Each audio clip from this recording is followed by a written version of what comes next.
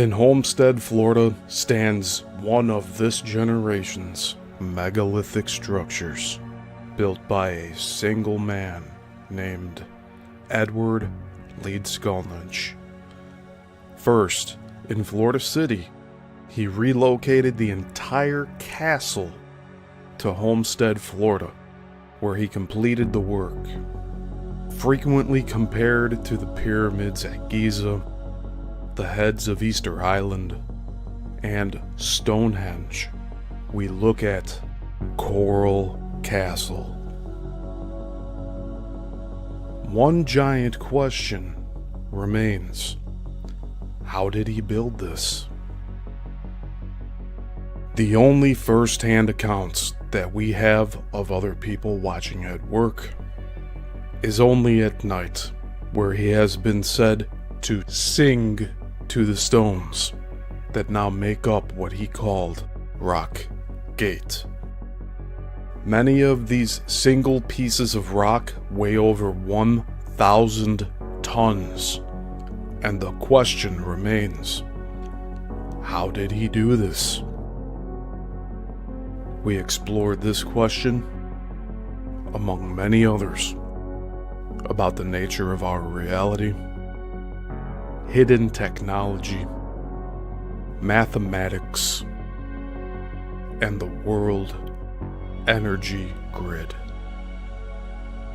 Follow along with me on this journey as we look into just how Ed Leedskalnin created Coral Castle.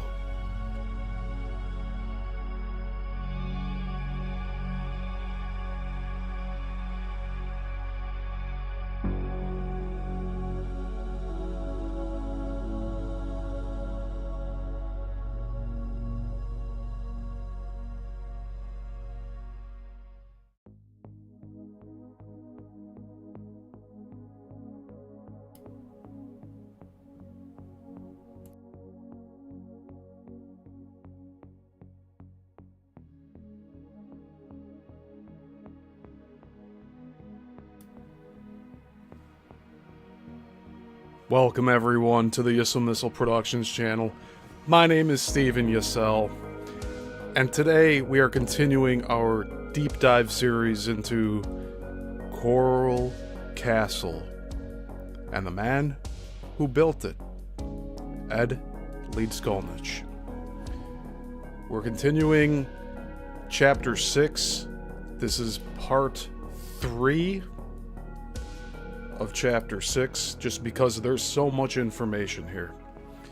Now, what I did for all you today was I took photographs of the diagrams that are in the book, and we're going to look at them as I read. So, it'll be a little different. I tried this out on Thursday's show with the Bermuda Triangle Deep Dive series, and it worked pretty well, so I'm going to see how it goes today. But I think you guys will enjoy it. It'll be a little clearer for you than just inside this small frame. So I'm going to end up just showing it as we go here.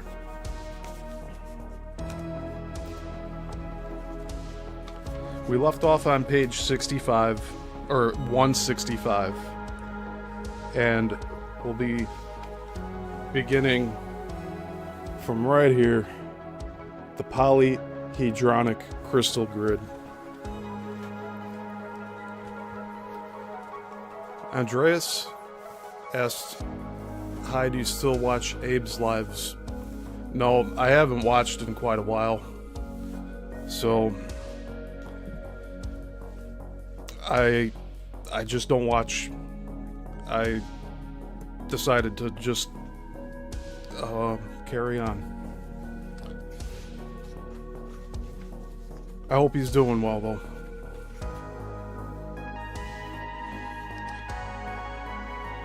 I did see that he commented on one of my short reels for the Sunday shows, so that was cool to see.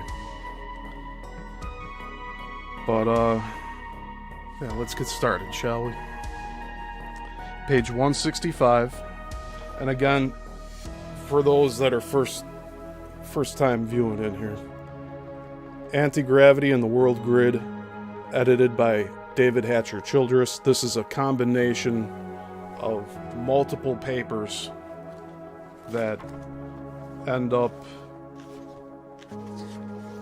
painting a better picture for all of us so that we understand what's going on here. The polyhedronic crystal grid. The grid now operates in the fourth dimension as a function of crystal geometry, comprising the 5 platonic solids. This is Gaia's mental body, the sphere of abstract thinking and concrete knowledge, what Plato recognized as the world of forms. Here, the 15 Ouroboros grid lines, which in the preceding grid dimension Beribion,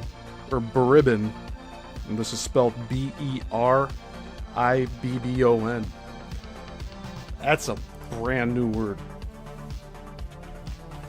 to me. So let's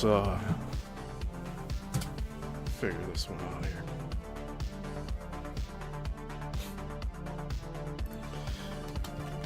Internet's not even going to give me a definition here, right?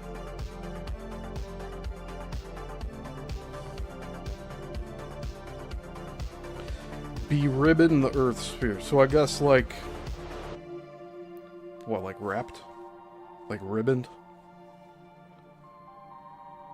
Here are the 15 Ouroboros grid lines, which in the preceding grid dimension beribbon the Earth sphere in a kinetic band of light. Here are fused together into one unified polyhedron of 120 equal-sized triangles, in parentheses, or 10 hexagons, or 30 diamonds, end parentheses. So we're going to have a little visual here in a few pages. I think that's going to help make this a little clearer. So let me start over again here. Here are the 15 Ouroboros grid lines, which in the preceding grid dimension beribbon the Earth sphere in a kinetic band of light. Here are fused together into one unified polyhedron of 120 equal-sized triangles with 62 intersection points. Grid mappers Beth Hagens and William Becker call this geometrical grid dimension the, quote, Earth star, end quote. Whereas in the Ouroboros grid, the 15 great circles collectively form and maintain the living biosphere. Here in the polyhedronic crystal grid, the 5 elements, and in parentheses, which are differentiated out of the Ouroboros lines, e.g. Taurus/Earth, Gemini/Air, Sagittarius/Fire, end parentheses. So I'll retread over this. Here in the polyhedronic crystal grid, the 5 elements exist in their abstract, more static, crystalline form as platonic solids, and in parentheses, e.g. fire/tetrahedron, earth/cube, air/octahedron, water/icosahedron, and ether/dodecahedron, end parentheses. The Earth crystal is the formative agent for the kinetic Ouroboros lines, which represent, in a sense, the elements in motion, manifesting the biosphere. We can visualize the polyhedron as a multifaceted, etheric crystal superimposed over the Earth, like an overcoat or like a geometric padded hat box for a most delicate and flowery headpiece. Here, the 5 platonic solids, in parentheses, as the abstract form of the elements, end parentheses, form a unified etheric crystal, with all the predictable geometrical / consciousness / formative properties of the crystal, such as the containment and patterning of light. I see Missing Time's here. Welcome, Missing Time. Andrea says, okay, got it, he's doing okay. Awesome, that's good to hear.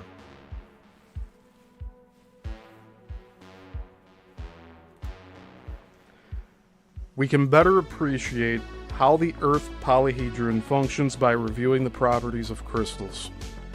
Crystals are rightly called, quote, windows of light, end quote, as patterning and dimensional transmitting doorways from the kinetic world of light radiation down through the more apparently static material world of form, and the reverse.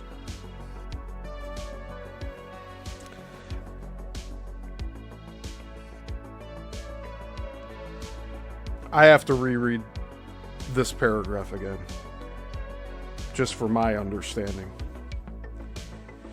We can better appreciate how the Earth polyhedron functions by reviewing the properties of crystals. Crystals are rightly called, quote, windows of light, end quote, as patterning and dimensional transmitting doorways from the kinetic world of light radiation down through the more apparently static material world of form, and the reverse. Crystals can amplify and protect thought forms, facilitate interdimensional communication, operate as tuning forks at specific frequencies to key individuals and their environment's desired light harmonics. Man, we can do everything with crystals, can't we?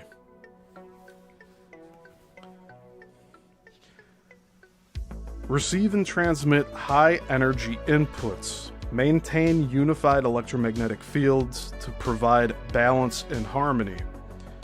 Serve as cosmic batteries, storing and releasing energy on schedule. Function as archetypal libraries holding messages, codes, histories, schedules. Work as light modulators, or act as psychic binoculars and telescopes, seeing over great time/space distances. These are documented applications of material plane crystals, but their enumeration helps us understand the geometry of consciousness and light at play in this more abstract grid dimension. Physical life on Earth is an oscillating dance of the 5 elements, as orchestrated to us through successively more material grid interfaces, as played for us by the symphonic interactions of the 11 planets, minus Earth, the 12 zodiac houses, and other influential star families, in parentheses, e.g. Sirius, Orion, Arcturus, among others, end parentheses. The Earth, in its higher mental body manifestation, is a crystal receptor floating in space, moving through the harmonic web of the stellar grid, itself a vast unified crystal polyhedron. We move with the Earth as a facet in the life and being of our King Sun, and those 2 words are capitalized. Our solar logos, also capitalized, whose body is our solar system, source of our light, life, and consciousness perimeters. And perimeters is italicized. We live through these interpenetrating grid dimensions, the stellar evolutionary life of our sun in concert with his once 11 satellite planets, his nights, now minus Maldek,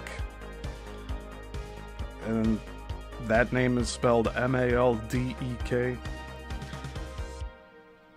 and elliptically neighboring zodiac. We are all on the same solar wavelength as mediated through the polyhedronic crystal grid. Quote, every star evolution is on a valency of light, which determines its own evolutionary program. End quote, writes J.J. Hurtak.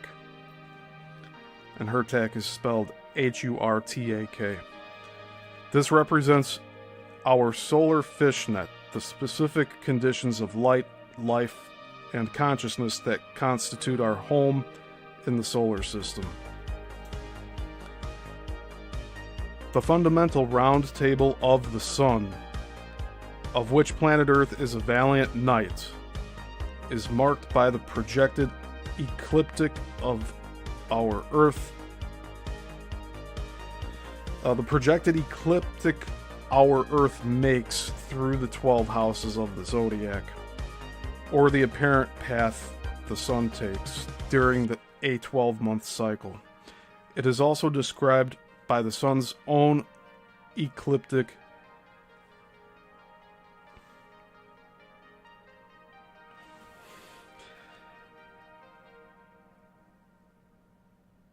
peregrination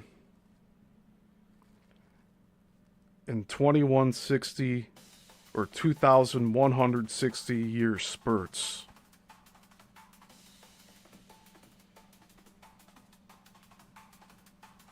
This is making me pause to just soak this in here.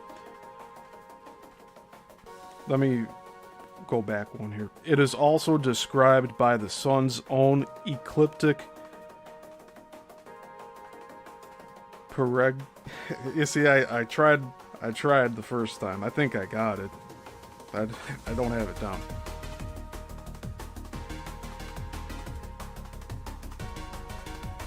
Peregrination. Spelled Peregrination. In 2160 year spurts following the precession of the equinoxes through these same constellations.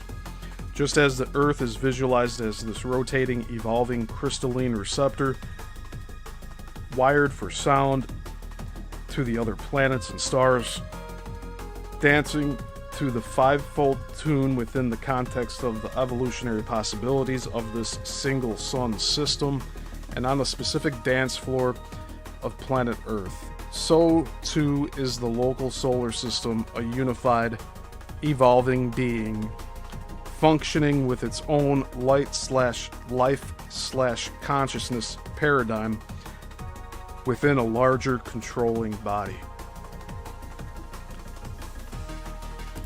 I'm just gonna get the regular slideshow going because I didn't think that it'd be that long before we got to the first diagram. It'll be about like 10 more minutes.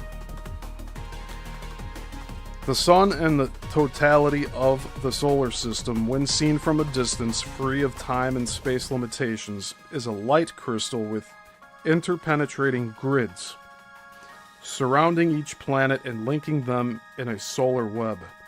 This is really a question of fundamental limitations. Quote, man is chained to his geomagnetic cycles, end quote, says Hurtak, living in, quote, planetary bondage to its own light field, end quote, or, quote, solar magnetic field paradigm, end quote, operating under, quote, the ancient astrophysical status of light upon Earth, end quote. Humans exist on Earth, adds Doris Lessing, within their, quote, terrible bondage, the chains of necessity that grasped them.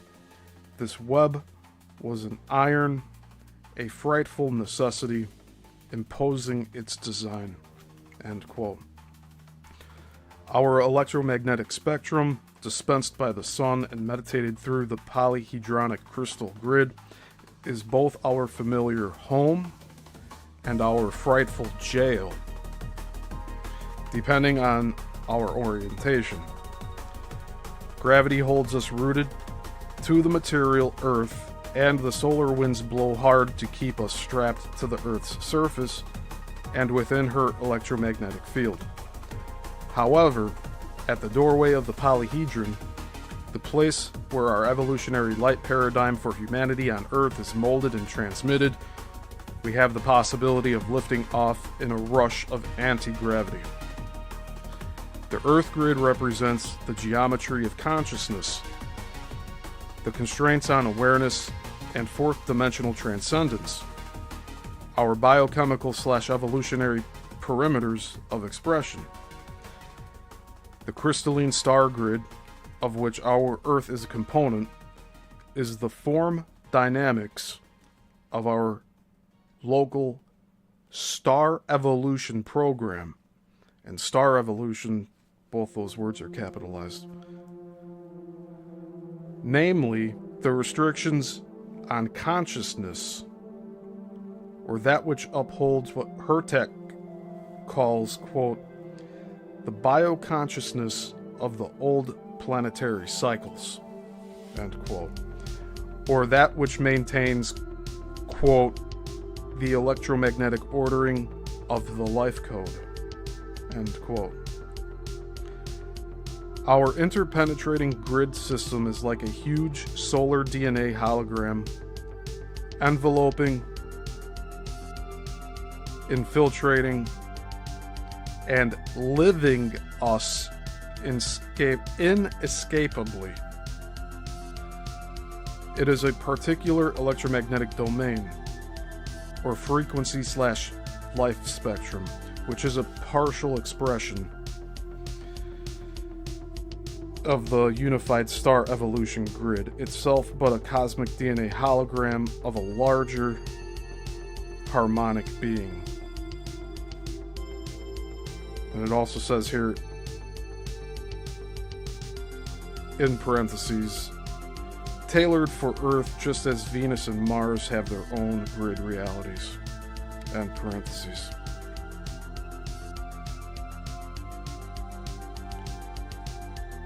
So here we live as humans on Earth, breathing within and as sentient facets of this resonating matrix. Hey Zenray, good to see you here. We're deep in here. It fits like a primary tuning fork over the noosphere, that's Noosphere,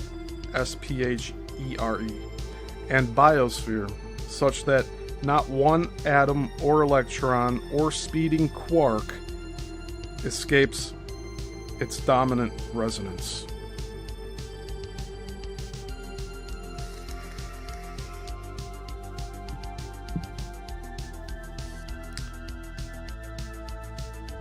So what did we just read there?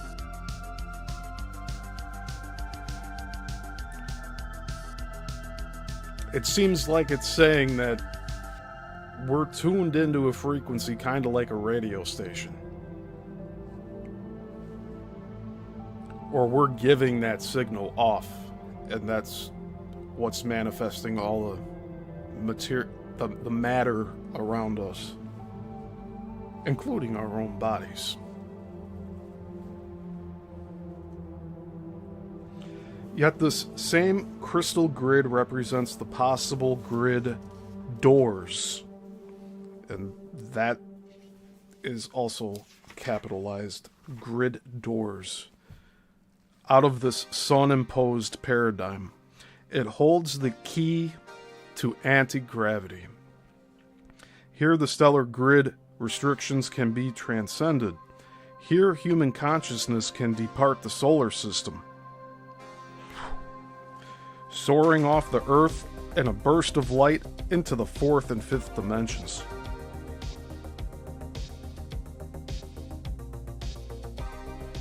This is freedom from gravity, which is none other than the weight of the mind/body/emotions bounded by the linear time/space fishnet of the grid. Anti-gravity, as we will see below, is fundamentally a consciousness technology, a transcending mastery of the grid. Our grid, after all, is only one of billions of such star evolution crystal grids glittering in what her tech calls, quote, the sea of crystal, end quote, which is our Milky Way seen through mystic eyes. Star systems are now seen as individual, interdependent, interresonating geometric harmonic grids of light. Thus, the polyhedronic grid is like a central distribution warehouse for a supermarket chain. Here, all the groceries and produce are received and parceled out, first for the regional distributors, then the individual units. The platonic solids, also capitalized, in this model receive the abstract energy impulses or bulk shipments from the zodiac houses. Other stars and planets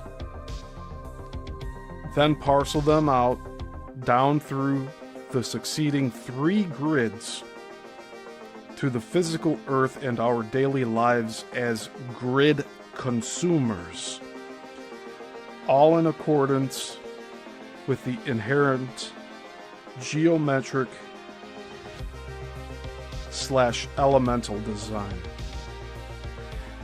Here is an example of how this system works. Recently, at the moment of the lunar eclipse and full moon of Libra 1986, so this is 40 years ago that this was written here, the Earth tetrahedron received a major solar activation. The 5 platonic solids form what is, in truth, an invisible whole. But for the purpose of this illustration, let us envision the tetrahedron alone as a 3-sided pyramid within a basketball, but with the corners protruding like big toes from old socks. From the apex of the pyramid slash tetrahedron rises a spiraling cone extending far into space, into the star fields. At the moment of activation, first the cone, then the pyramid blushed an effulgent gold throughout. And this word is spelled EFFULGENT.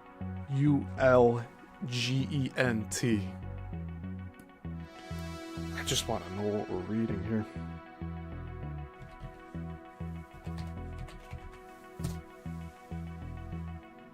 Shining brilliantly, that's what that means.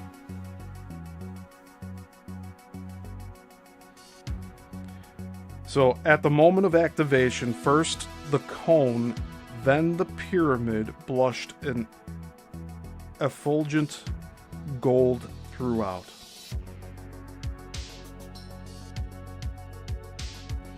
Momentarily, the tetrahedron was radiant and vibrationally jubilant with powerful solar energy amidst the other solids, which formed a clear quartz crystal.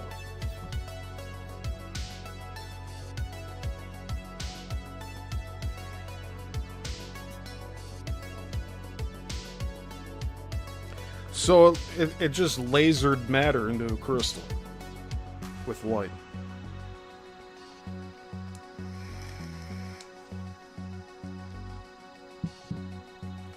Obviously, shortly afterwards, the fire-energized pyramid began diffusing its new energies throughout the unified polyhedron. The planetary positioning point, in parentheses, apex up, end parentheses, for this now golden tetrahedron within the polyhedronic crystal grid overlap on Earth is Richland-Balsam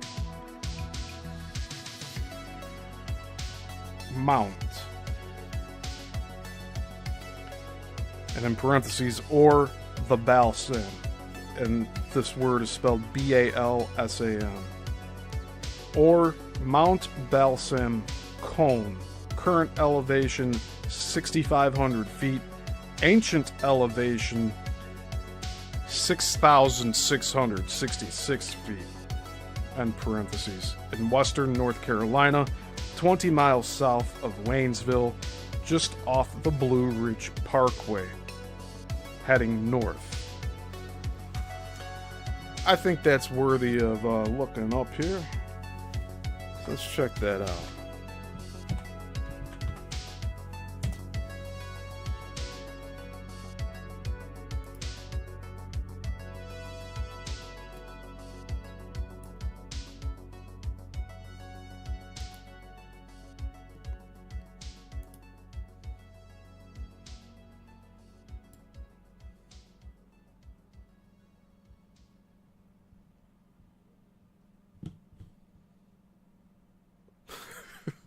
Brought me to a relocation page. Planning to relocate? Alright, let's get this up here.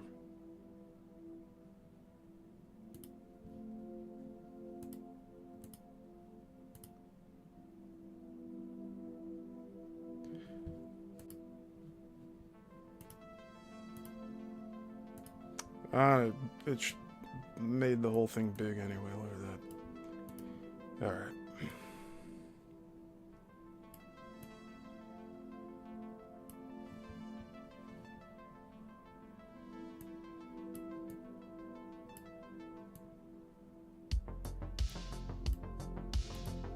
Okay.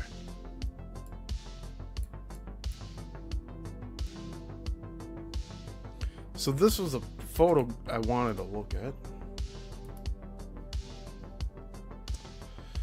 It's not gonna... I'm gonna have to make it bigger.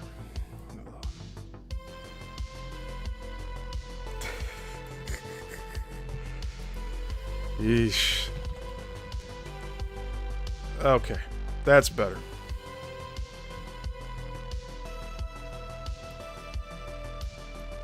I'm still readjusting it on my end. Just give me a moment. Okay. What a view, huh? I'll reread this portion here while we have this up. The planetary positioning point, apex up, for this now golden tetrahedron within the polyhedronic crystal grid overlap on Earth is Richland-Balsam Mountain, or the Balsam, or Mount Balsam Cone. Current elevation 6,500 feet.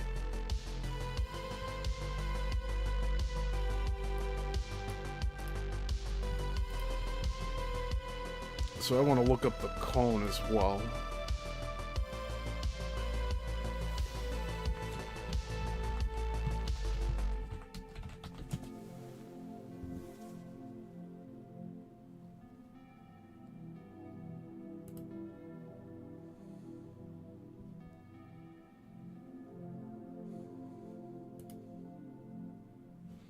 These photographs are something else.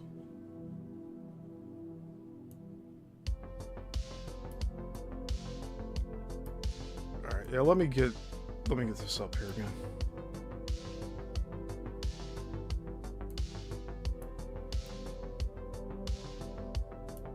Okay.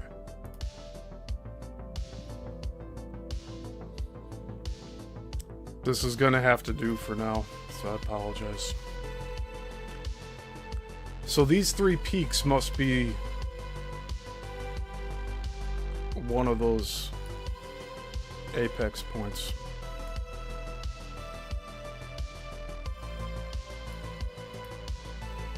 The view is gorgeous there, though.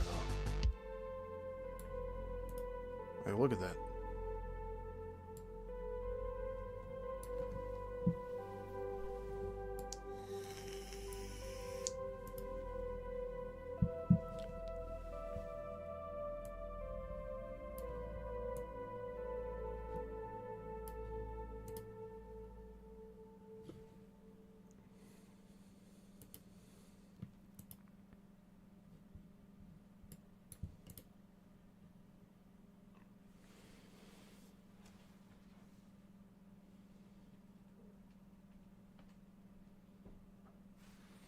I think I might have gone by this area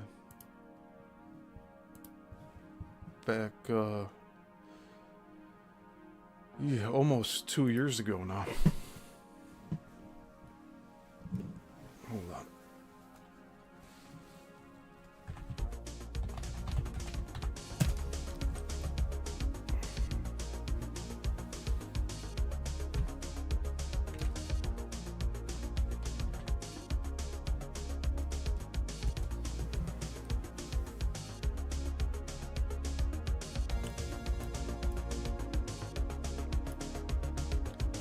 You know, I might have gone down 81. I'm actually not showing it on here.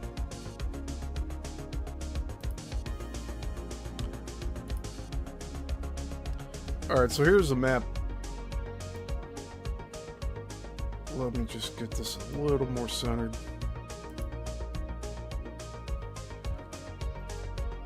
Okay, so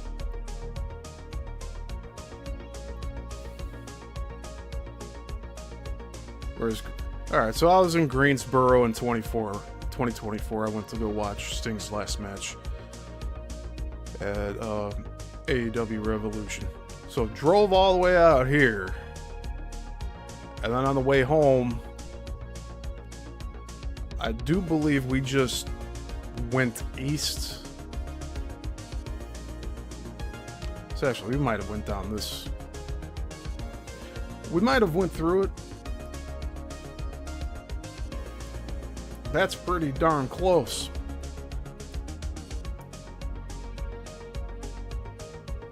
Yeah. Greensboro is right here. Unless we went down this way. Because I ended up in Nashville, which is over here. And that was just a quick stop too. And that's actually... Nashville is gonna be a whole. I'm gonna do a multi-video series with Nashville. It's right in the middle there. That's the heart of Appalachia. You know that?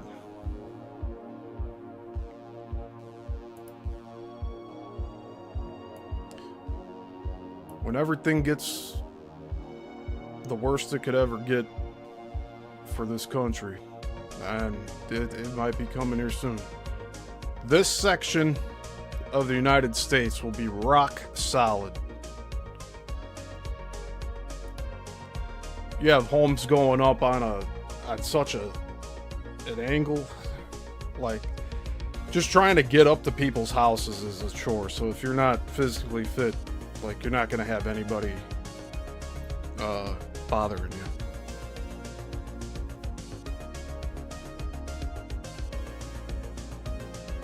This whole area. So also this is the general location. I think we're talking about like right over here.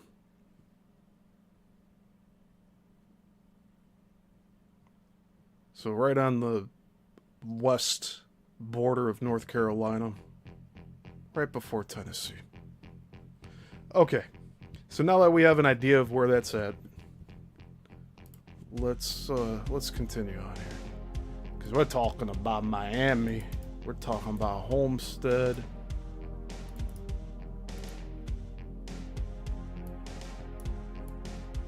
And of course, Thursday, we'll be talking about this area. But for now, we're trying to figure out what's going on over here. Right here. In fact, let's go in here real quick. I wanted to actually show that Air Force base or military base that's by Coral Castle here. So Florida Turnpike. Let's just type it.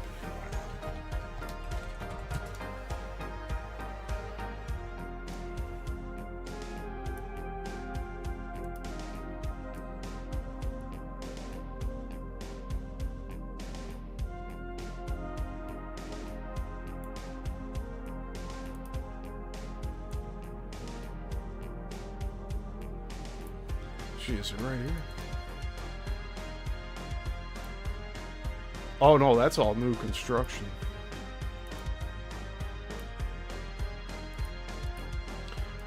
We're on a little side quest map adventure here, so we'll get back to reading in a moment.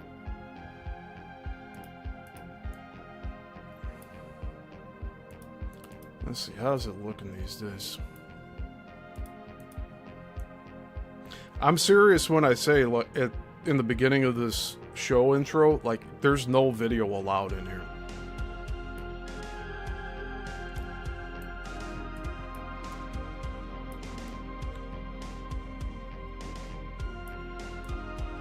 In fact, I believe we came off of 157 here. And you're able to turn... Yeah, you're able to go down 157th and enter the parking lot.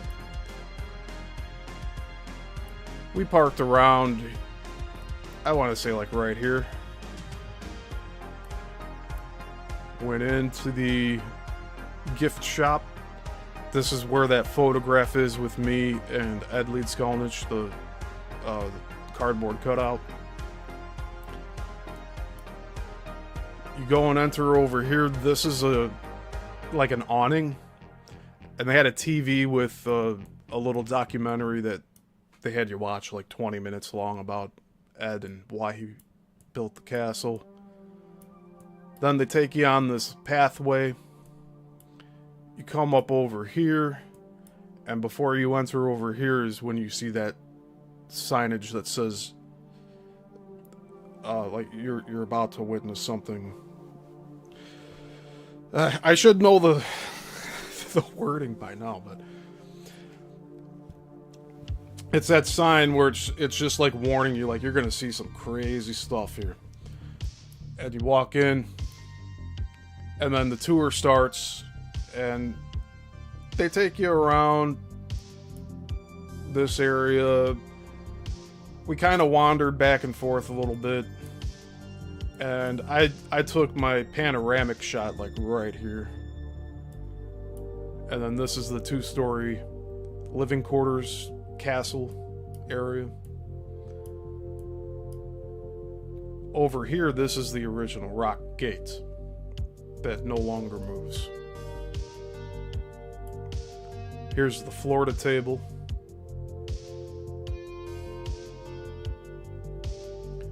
Here's that peak. And over here is the Polaris stone. I believe it's right here.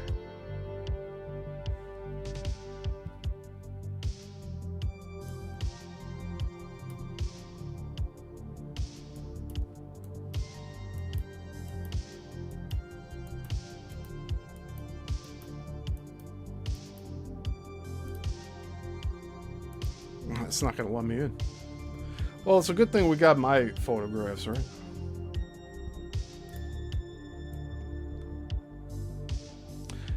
I wanted to check that Air Force Base. Hold on. I call it an Air Force Base, but I do believe it's a military airport. It just piques my curiosity because it was built after Ed built his own thing here.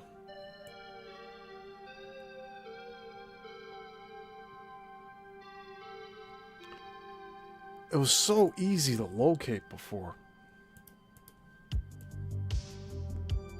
Oh, that's a school. You know, I'm wondering if they closed the thing, but I don't think so. It wouldn't make any sense.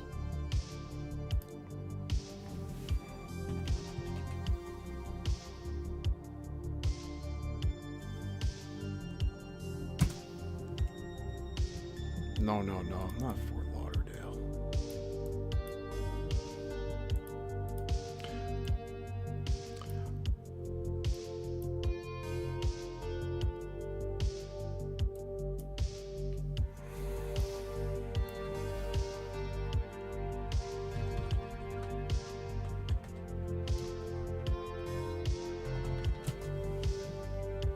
There it is.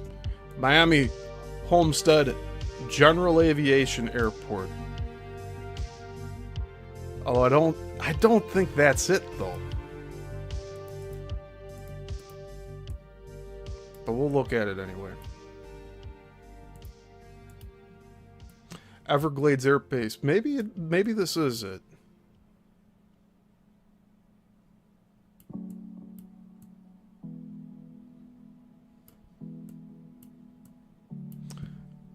We just wanted to take a little peek at where exactly that was.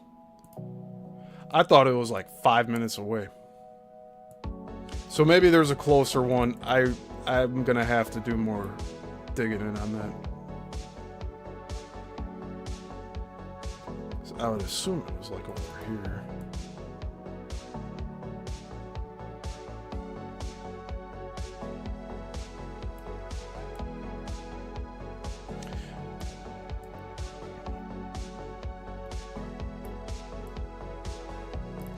And keep in mind here, this is like right up against the Everglades. If we back out here, you see this. Like, it's just...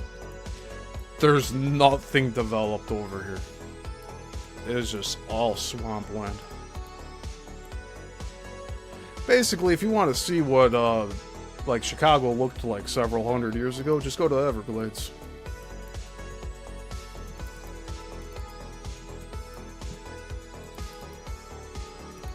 Be prepared, there's a lot of snakes and gators here.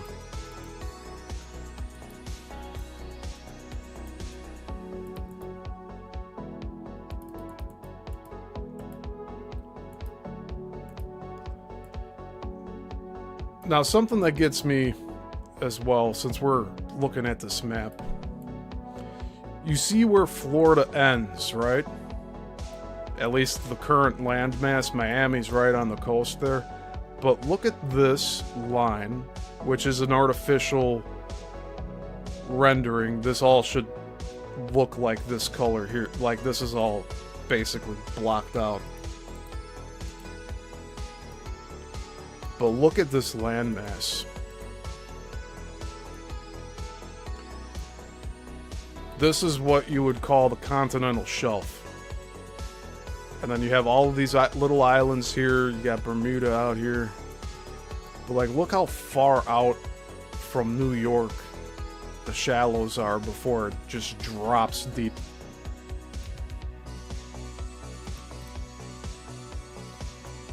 Like, there's just a shelf.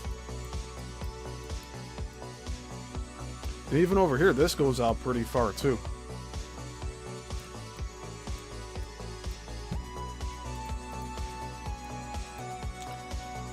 And we're just going to look at the Florida Keys, and then we'll continue reading here, because I do want to try to finish this chapter today. So you can take this road. There's actually two different roads here that brings you into the Florida Keys. There's Key Largo. Now, I've never been here. Some of my family's visited here, but it's all connected. And I don't know when this construction happened. I mean, I doubt it was here 100 years ago. Here's a 7-mile bridge.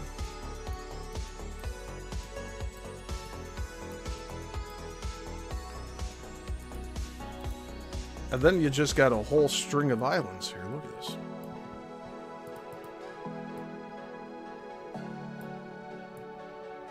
All the way to the dry Tortugas.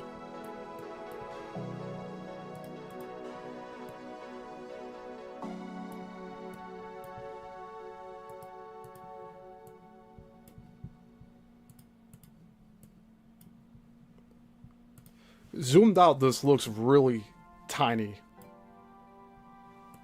But, you know, you're pretty far away from civilization here in this spot.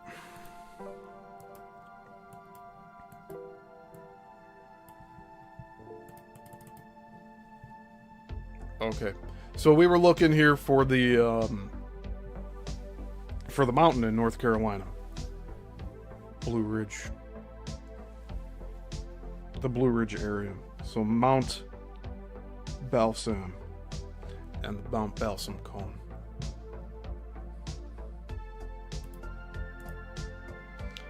Okay, we'll get back to reading now.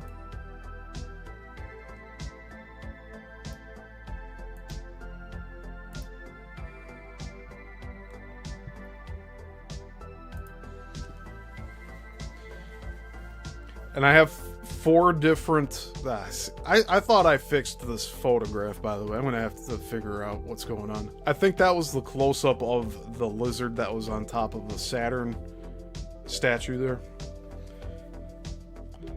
But, yeah, I got 4 different diagrams that I'm going to be showing here. Once we get to them.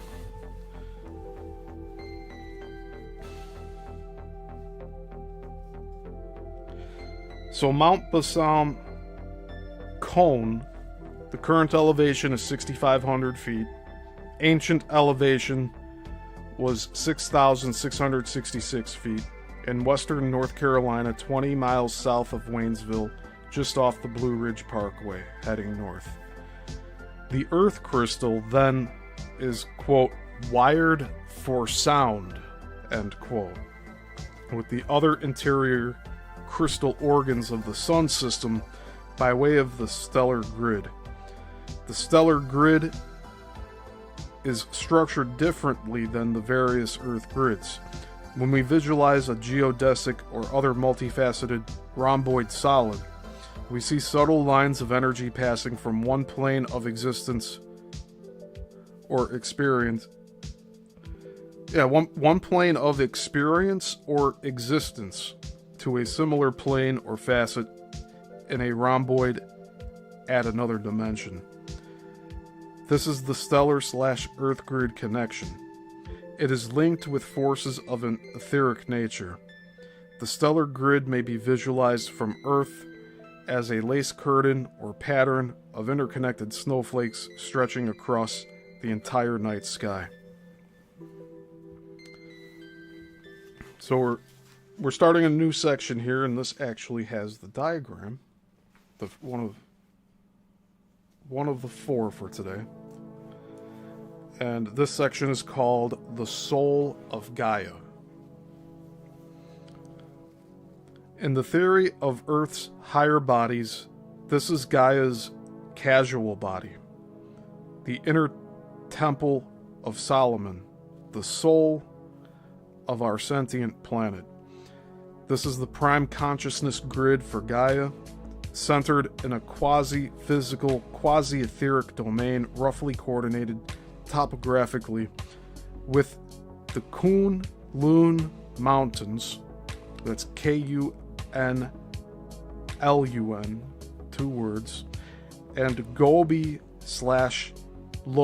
Nor deserts, or Lobnor. It's also 2 words, of Mongolia/northern China. The brow, like the brow chakra of the human, which is the seat of clairvoyance, the soul of Gaia is an interdimensional realm, essentially hidden and mostly intangible. It can be physically entered, however, occasionally by human adepts or somewhat more easily in the visionary body, through various meditative/geomantic doorways around the Earth. At this level, we encounter the planetary logos called Sanat Kumara, or the One Initiator, who presides over Earth's inner life as the soul, mediating through the brow chakra the, quote, Word of God, end quote, to the physical being of Gaia. And it says, see diagram 4 in parentheses. So, we're going to start looking at these. Let's bring up diagram 4. So I'll also zoom in on this. Actually, I'll do that now. Why not?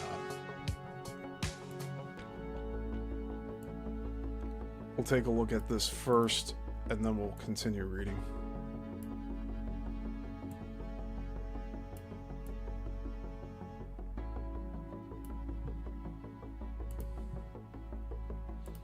Okay. So this is diagram 7. I'm sorry. It's a diagram 4, right? Of course. It's the book calling me out here. Diagram 4. Planetary chakras is mapped on the human. We went over this, I believe, 2 weeks ago.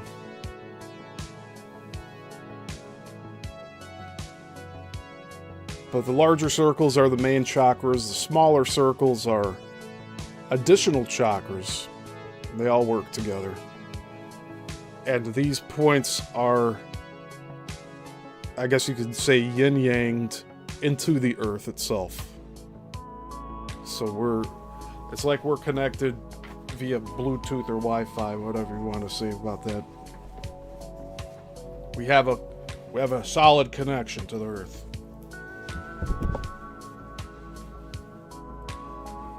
And we'll get to this diagram here, the Kabbalah Tree of Life.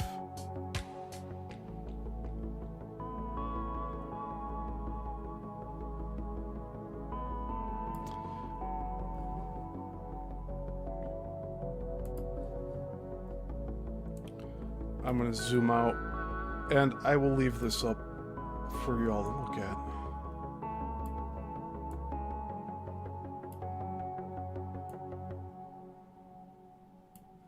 Okay.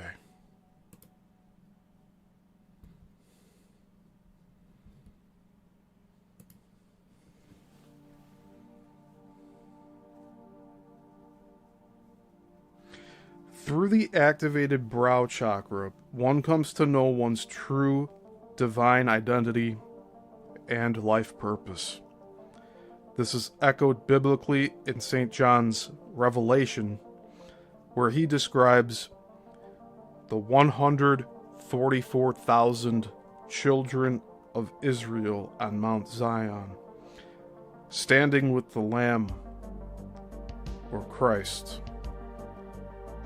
each with the name of God written on their foreheads, and parentheses, in their brow chakra, and parentheses. In our time, planetarily, the soul of Gaia operates by means of the mobile focus. And this is a bold word here, or a bold phrase. So the two words, mobile focus, is in bold. This consciousness beam contains the inner soul awareness and evolutionary program for Gaia and all her residents, and is usually meditated to the physical plane through the 4 succeeding grids. However, in our special historical moment, the mobile focus is coming through the planet's outer heart chakra at Glastonbury.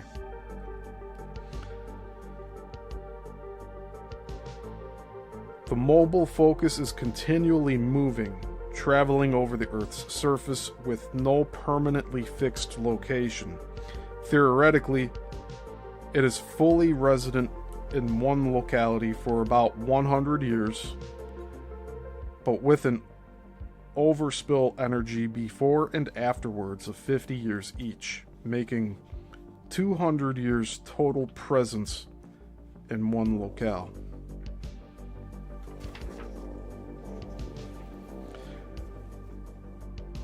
So this brings up a question, like, when Ed decided to move from Florida City to Homestead, to move the castle over there, I wonder if he found where that mobile focus was, and I wonder how long it had been there. Or was it in the process of moving, and that's why he moved from Florida City to Homestead, because he found out it was getting weaker. But if this was a thing that happens over a period of 200 years in one location before it moves, we'd have to know how long it would take to actually move. Like, is it just instantaneous after 2 years, or is it just it's sitting for 200 years and then 50 years for it to move to the next location? I'm a little unsure on that. The mobile focus, it is believed, was once resident at Jerusalem and Mount Kailas. That's spelled Kailas. But in the course of Earth history, obviously, it has been many places.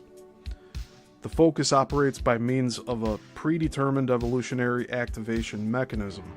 If we wind up a clock, it then proceeds through its mechanism to tell time. As the domes supposedly came 3 times, they pre-programmed the matrix of energy lines over Earth to coincide with certain planetary and constellationary exactitudes existing in the far future.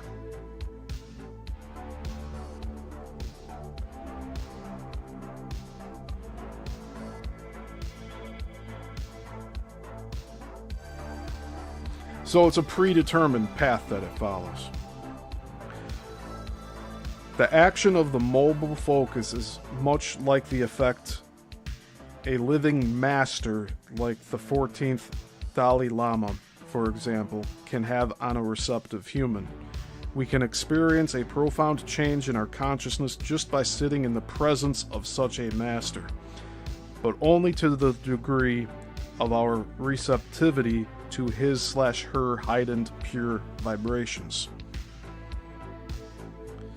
The mobile focus, as a geometric living master for Gaia, has been moved, therefore, in accordance with a master plan, a vast, far-seeing tablet of planetary destiny over Earth's surface, to resonate equally at each culture, for each creed, for 200-year periods, facilitating the implementation of Gaia's soul programs into the physical domain of human culture. The mobile focus in this model is an initiatory energy beam designed by adepts, and that's spelled ADEPTS, and it's capitalized, under guidance of the Elohim, for the transfiguration of consciousness from the human plane to one of angelic resonance. It is like a powerful spotlight of color/sound/vibration/energy shown steadily over a specific region, in parentheses, e.g., a dome center, end parentheses. It has as its agenda the uplifting of human awareness into knowledge of the master plan, and that particular bioregion's role in achieving this total plan for Earth. Here we listen to Gaia's soul telling her and us the reason and purpose for our existence as an inhabited planet.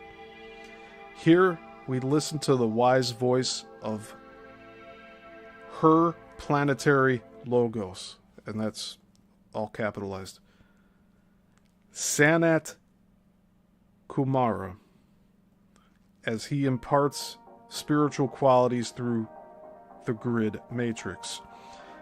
Thus, we begin to understand why things are precisely the way they are on the physical plane according to Hermes' principle of causation.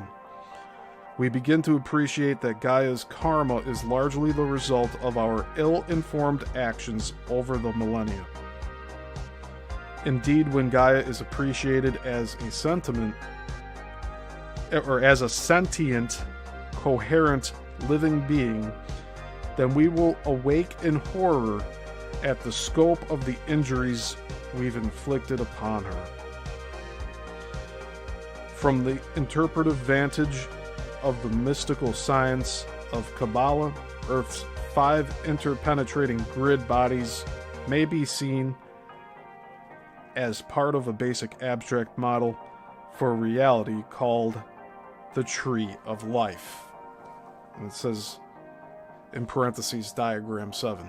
And this is exactly what we're looking at right here.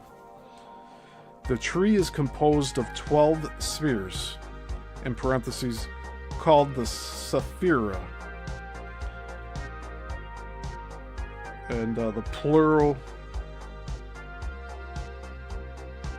I guess that's the plural version of the word Sephira. The singular version of that word is Sephiroth. And it says 10 manifest, 2 subtle. The number 2 subtle. And end parentheses. So I guess the 2 subtle would be these top portions here.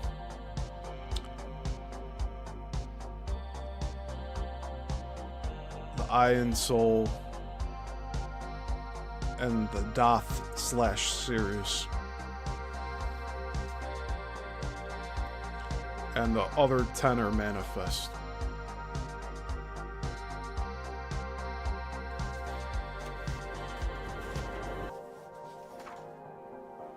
So the tree is composed of 12 spheres and 22 pathways linking these energy/consciousness domains. Earth at the bottom sphere, which is called Malkuth, spelled Malkuth, the 10th Sephiroth, is linked through the pathways to God at Kether, at the top of the tree. And in parentheses, it says the group name is Autiyat, forming the 22 sacred letters, the later basis for the Hebrew language.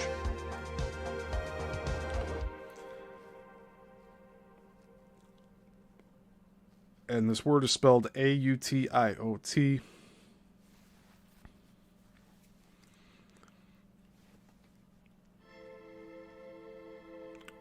Ideally, the tree resonates as one vibrational being with the name of God, the unpronounceable, ineffable Tetragrammaton. The planets and zodiac houses are positioned on each tree, which as a totality operates synchronously in many levels of manifestation and understanding. In parentheses, e.g., human consciousness, the earth grid, the solar logos, and parentheses. One grid system is always an interdependent tone in a broader grid harmonic. The tree model represents the grid as a linear sequencing of higher influences mediating downwards to earth.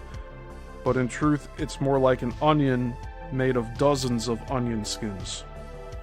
The reality is the immediacy and integrity of the onion or grid, with all levels synchronously resonating, one within the other. And in parentheses it says diagram 8.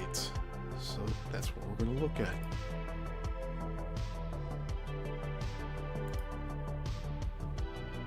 That just lets it go away, huh?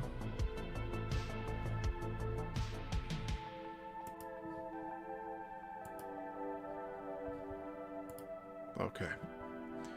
So this is the second image here. Diagram 8.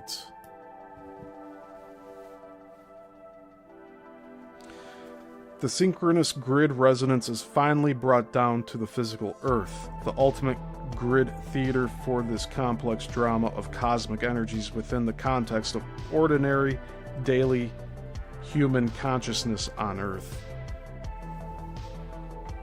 So let's take a look at this up close, briefly. Diagram 8, the grid as a function of interpenetrating higher dimensional bodies for the living Earth. At the top we have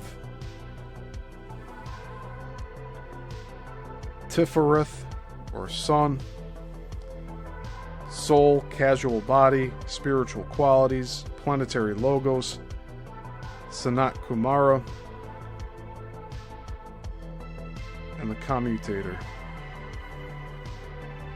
And then we have Hod, Mercury to the left, polyhedronic crystal grid, 5 platonic solids as unified crystal Gaia's mental body, geometry of consciousness. To the right is Netzach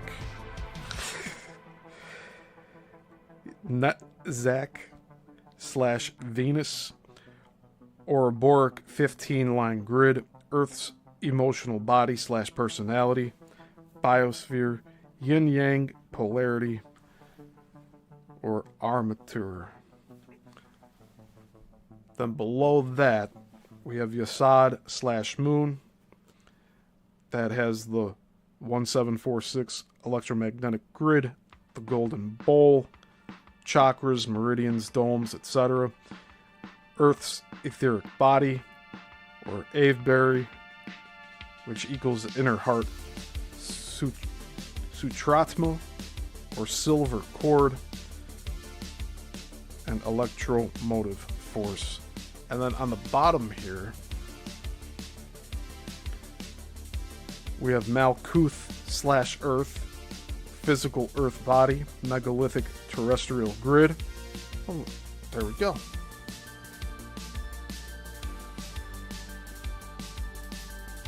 Indigenous mineral, crystal composition forms, planetary electromagnetic field, megalithic geomantic grid, engineering as interface with 1746 electromagnetic grid. And in italics on the bottom it says stationary bar magnet.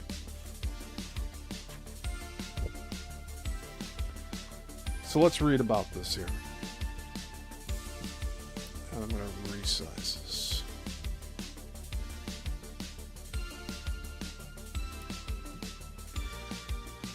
The terrestrial megalithic grid. Hey Juan, I see you there in the chat. Good to have you here. Quote, the whole world was laid out according to a cosmic scheme, end quote, explains British doyen of Earth Mysteries, John Mitchell. And Mitchell is spelled M-I-C-H-E-L-L. The megalithic culture accomplished its spiritual engineering by means of the landscape stone temple. Positioned geomantically at dome centers, such landscape temples, and in parentheses, e.g. in Britain, Stonehenge, Maiden Castle, Arbor Low, Rollright Circle, Maze How, and many others. I need to take note of a few of these here. We know about Stonehenge, but I don't think we know about Maiden Castle.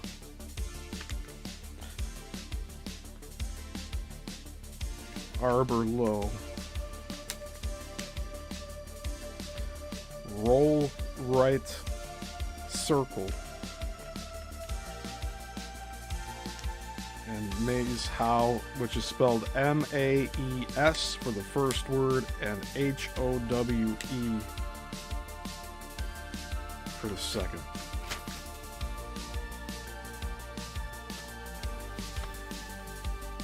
So other landscape temples here.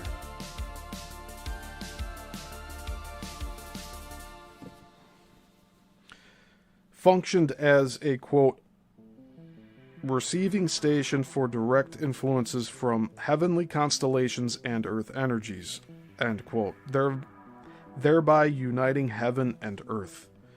Prehistoric Britain was an epicenter of such megalithic consciousness engineering. You know, that's probably the most descriptive way of talking about these megaliths. Megalithic consciousness engineering.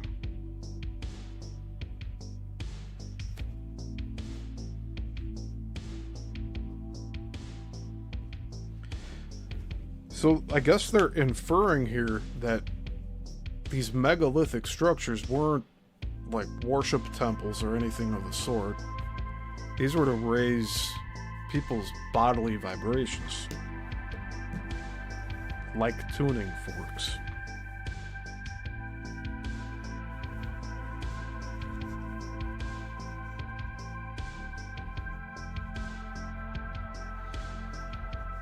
So prehistoric Britain was an epicenter of such megalithic consciousness engineering and was a land of, quote, closely linked intercommunicating centers, end quote. Adds Mitchell, quote, engaged in the same scientific program, end quote. Characterizing in part modern Britain, Mitchell noted, quote, a great scientific instrument lies sprawled over the entire surface of the globe. The vast scale of prehistoric engineering is not yet generally recognized, end quote. While the sophistication of, quote, prehistoric, end quote, megalithic engineering may remain as yet largely unrecognized, certainly its still copious and visible remains do not go unacknowledged. The extent and abundance of extant megalithic sites in Britain alone is staggering. Estimates state there are still 1,000 stone chambers, at least 30,000 barrows, 900 stone circles, 3,000 hill forts, and countless thousands of single standing stones, all in varying states of decay and neglect. The names are multiple and various too, for the scientific panoply of megalithic engineering. Cromlech, Dolmen, Menhir, Kuwait, Hill Figure, Fogo, Souterrain, Cairn, Stone Row, Round Tower, Pyramid, Brew, Gallery Grave, Causewayed Camp, Ring and Ditch. I don't know why all those... This is like the weirdest sentence I've read so far. They're just listing the different names, I guess. The names are multiple and various, too, for the scientific panoply of megalithic engineering. So those are all different types. These are the best appreciated as some of the many precise geomantic tools for consciousness technology once employed by the master geomancers of Gaia. The context for these megalithic engineering applications was the interface between the Earth's indigenous electromagnetic field and the electromagnetic 1746 grid, which acted to rearrange and harness the magnetized Earth field. The Earth is surrounded by a unified magnetic field, and within this, it behaves as if it were a ball of magnetized iron, with north and south poles. And it says the reference diagram 9. So that is what we're looking at next.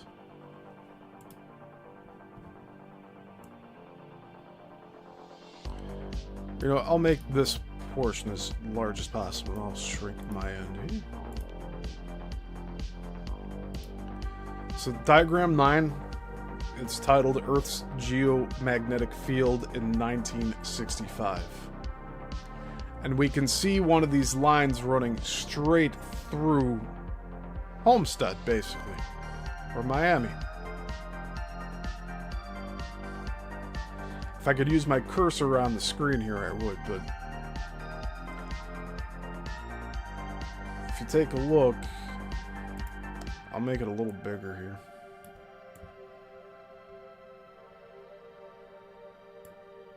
Oh, that goes right past it. I'd say that's close enough to it.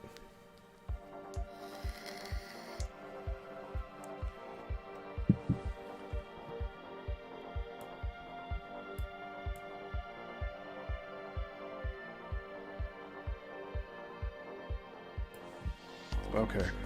This is a fluctuating field with daily shifts in total geomagnetic force, in parentheses, from 0.0002 Gauss at the equator to 0.0005 Gauss at the poles, and a geomagnetic daily intensity variation of 20 to 50 gammas.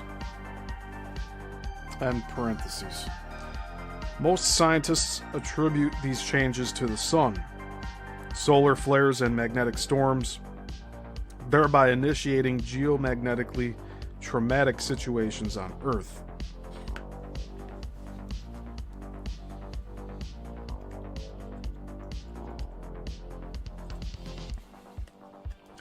Moreover, geomagnetic field polarity, seen over time, switches often, and has done so perhaps many hundreds of times in the Earth's long history. In parentheses, estimated at every 230,000 years. End parentheses. Causing tremendous biospheric and geologic alterations and life form extinctions. But we're reading this as it's written here. Obviously, we've had some new developments with archaeology where we're finding modern tools sitting between different layers that are supposed to be thousands of years old. So that's already out of the question. We were talking about harmonics being used to like sink all the buildings. They'll just make the ground like sand and everything just collapses in on itself for as long as it's malleable as the sound is penetrating the ground. Once that sound is turned off, then everything re-solidifies. Or if they pumped it with water, it would just all be mud then at that point.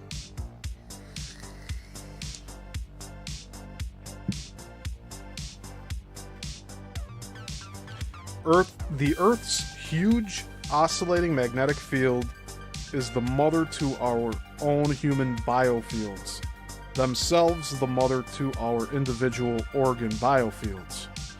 It acts as a primal energy womb in which all living forms on Earth have taken their nourishment and continuing energetic sustenance. In a system of magnetic ecology, The human energy rhythms take their cue from variations in the Earth's magnetic field. Thus, human biorhythms are conditioned by geomagnetic fluctuations which act for us as timers, modulators, regulators, and, if used properly, as healers. The ancient Druids of Britain, as did the old Feng Shui masters of China, comprehended these manifold energy bonds and knew how to work harmoniously, creatively, with interdependent, multi-directional flow of electromagnetic pulses to maintain individual health, communal cooperation, and world peace. Their context was the terrestrial megalithic grid, and their means was consciousness technology. The geomantic secret of the Druids was that they comprehended the grid as a, and this is all bold lettering, super magnetic armature.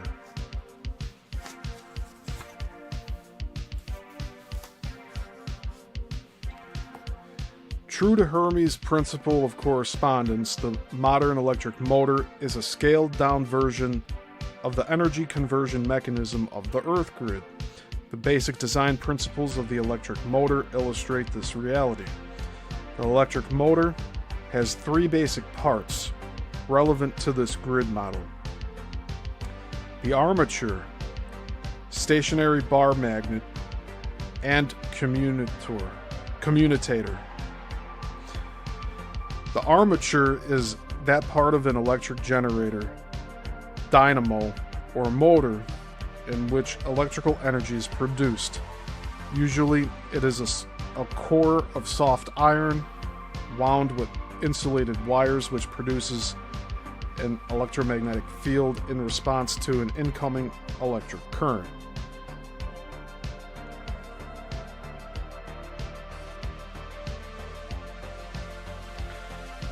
The armature is the main revolving, current-carrying, winding, acting as an induced electromagnet. The coiled armature reacts with the stationary bar magnet, usually creating its magnetic field.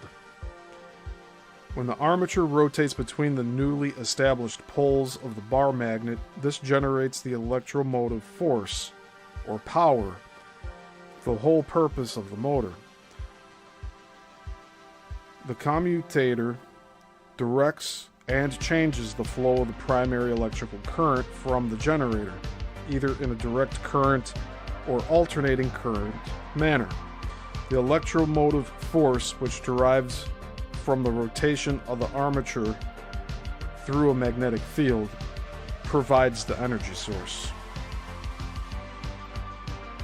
Thus, electricity in motion produces a magnetic field, which in motion across an electrical field in a magnet yields electromotive force. If the direction of the electric current is changed through the commutator, the poles reverse direction when the armature accordingly changes its rotational direction. The direct current of constant strength produces an unchanging magnetic field, whereas an alternating current makes the magnetic field reverse itself every time the current reverses. Thus, the grid is a supermagnetic armature. The Ouroboros 15-line grid is the coiled armature. The Sutratma of interwoven gold/silver Ouroboros lines entering Avebury Circle represents the commutator, the channel for the variously positive/negative electrical current that produces the electromagnet in the Ouroboros armature. The Ouroboros armature produces the electromagnetic field in the stationary bar magnet of the Earth. in reaction with its indigenous mineral crystal and stone conductors. Quote, the Earth's core, composed mostly of molten iron, conducts electric currents which amplify accompanying magnetic fields, end quote, explains Hertak. Quote, when energy wave bombardment pours in through the polar areas of the Earth, end quote. The electromotive force is drawn off through the electromagnetic 1746 grid,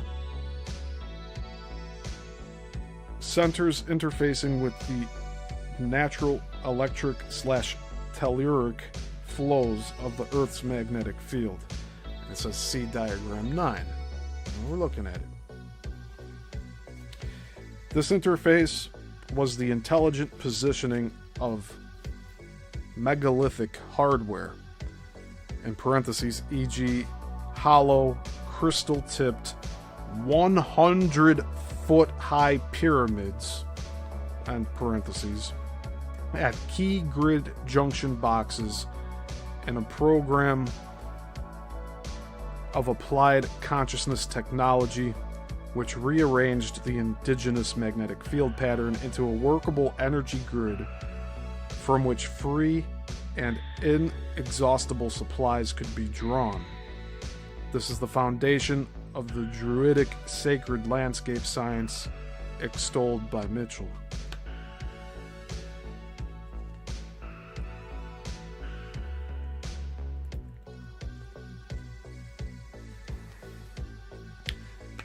The electromagnetic 1746 grid is the planetary grid engineer's energy matrix blueprint, his Con Edison route map. The advanced crystal technology of Atlantis, for example, represented the, quote, home appliance, end quote, that plugged into this free energy system, drawing off virtually endless reserves of energy to empower civilization.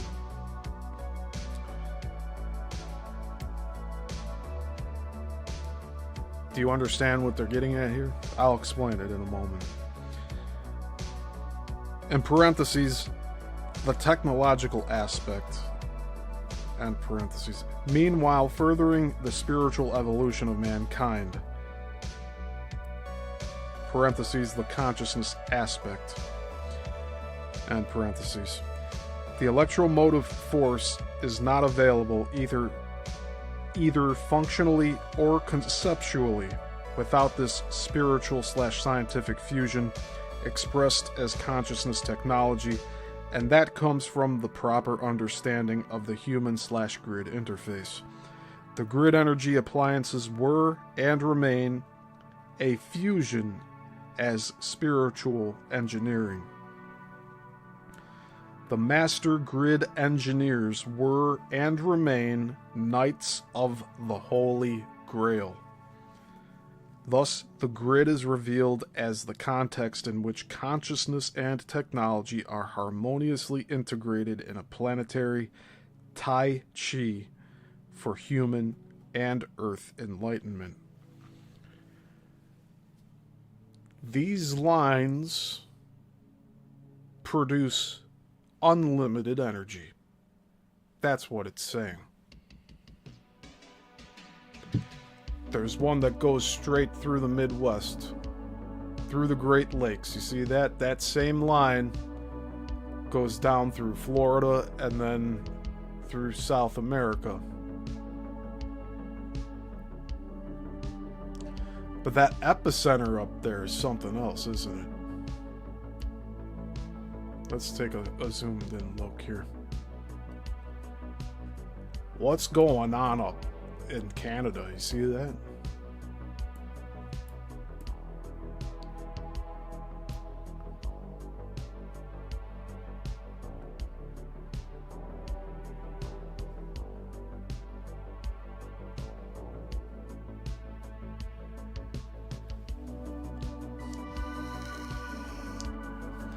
I'm just going to take a moment to study this along with all of you here.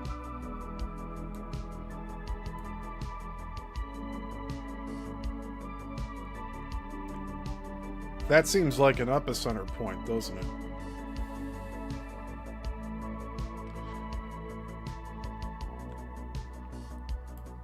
So does over here. And what's going on here? That's Antarctica. I bet you there's unlimited energy at that point and up in Canada here. I think those are mirrored positions. So like we were talking about with Bruce Cathy, these nuclear bombs, they don't detonate unless they're over some of these grid lines. Otherwise, they're duds. They're duds until they're in position here. Does that make sense?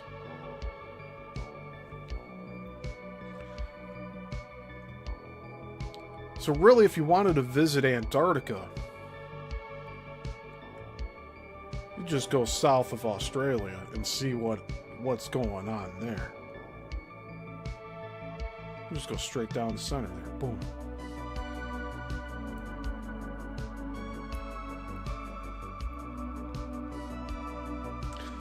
Now, something that doesn't sit right with me here is I guess the sizing on the maps. I'm not sure what we're looking at in terms of the real scale of the continents. Because as we're seeing, these lines are going all over the place. I wonder what it would look like if we, like, undid it like a Rubik's Cube and laid it out flat. Pardon me. I'm drinking coffee here. I apologize. I haven't eaten in a little while either. But, if you were to take this map here and somehow straighten out as many lines as possible, what would it look like? But I guess the real question is, what would these lines look like on a map that is to scale to all the land masses that are shown? Something to think about.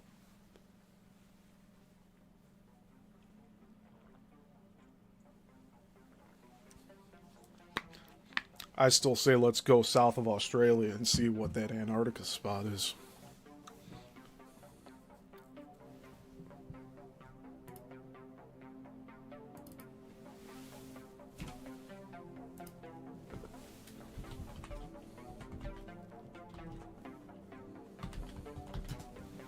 How you guys doing in the chat here? So we are live on Rumble and YouTube, but I have not been checking the Rumble comments, so I apologize for that. But I know some of you are watching over there. Okay, let's take a look at this thing.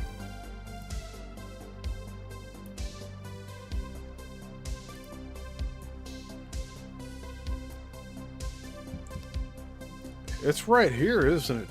Like the part that's mapped out. This part that's all white. We go straight down here. This is that area, right?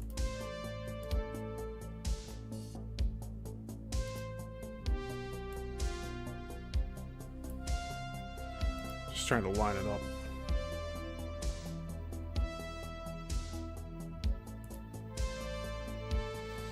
It's a little different on the map.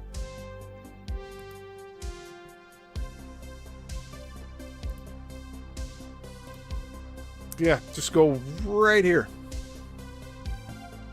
Sorry, right here.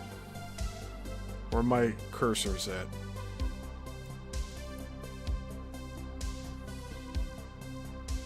See, when we zoom in, it's not going to show us too much.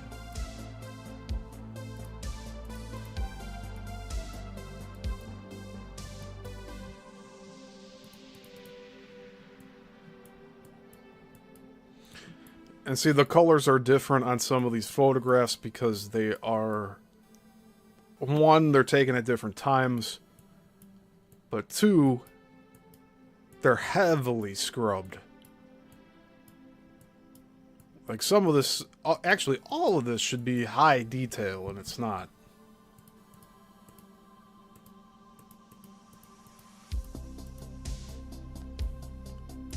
But I do believe there's like some public/private bases around here. Like you got these little chunks of water. But you go in, you see how the immensity of this? Look at this.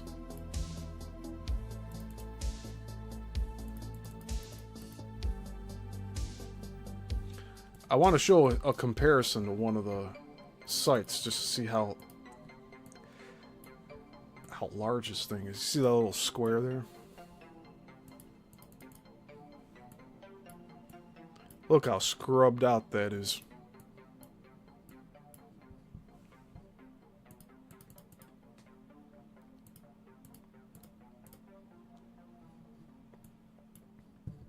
Yeah, we were trying to look at what's right here.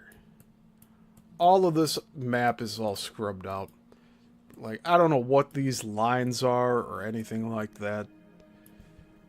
If they're... You know what? For all we know, these could be roads. These could all be ancient roads that have been flooded out, kind of like over here. Like, there's roads all up in the Bermuda Triangle. Ancient roads.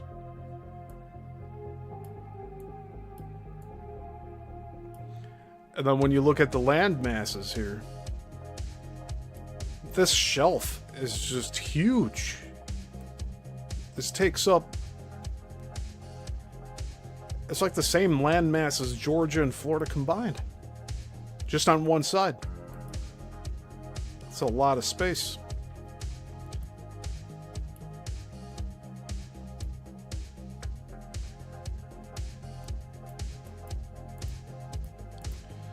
So, real quickly, let's see what that Canadian territory was here. What is it, like right here? Let's double check.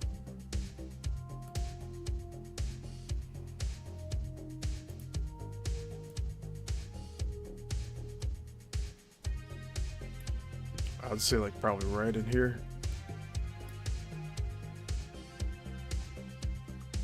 I'd like to know what was sitting here before all the water took over. I think we were talking about, I don't know if it was on this show or if it was on my Bermuda Triangle show, but we were talking about like a great flood happened, obviously, right?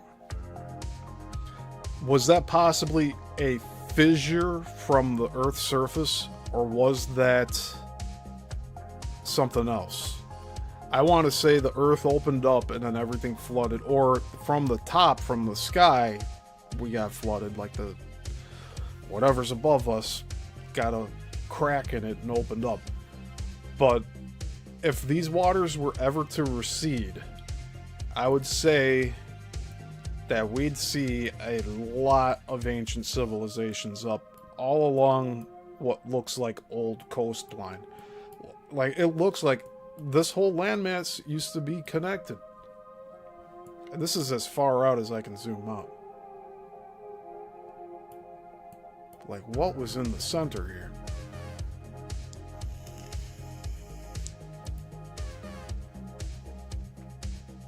Yeah, that's it. It's right. That's it right there. That's the general vicinity.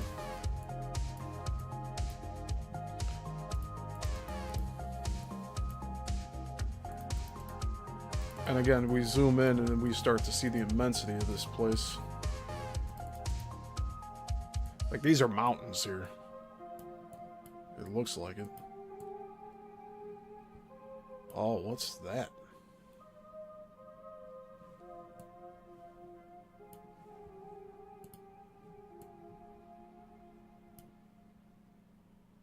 Is that one of the domes? Could it be one of the domes? These domes apparently were physical, so nothing's really out of the question here.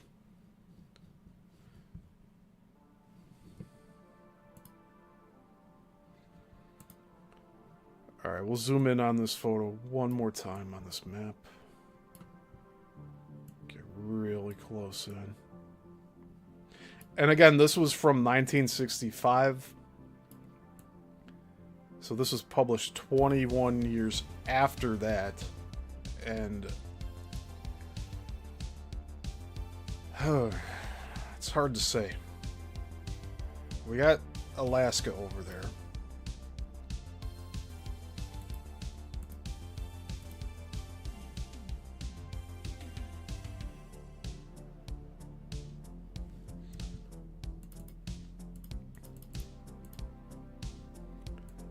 I want to pinpoint this before we move on.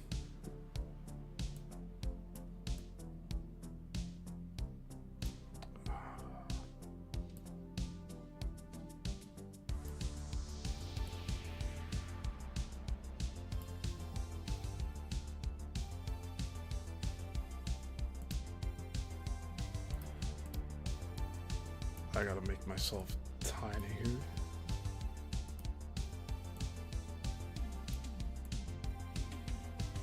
Where is that sucker?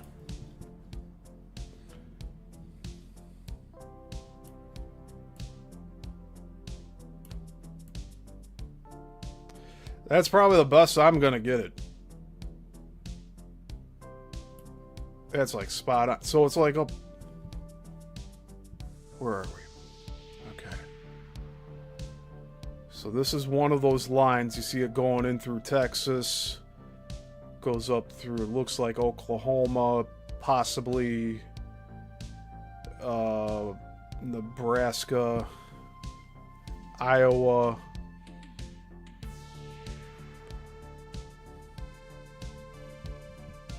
Let's zoom in a tiny bit.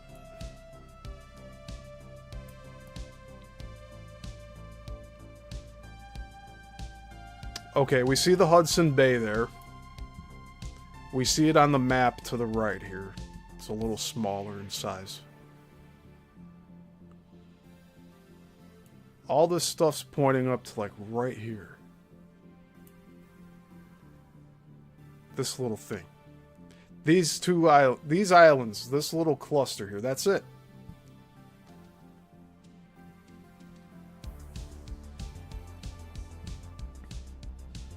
Let's zoom in on it.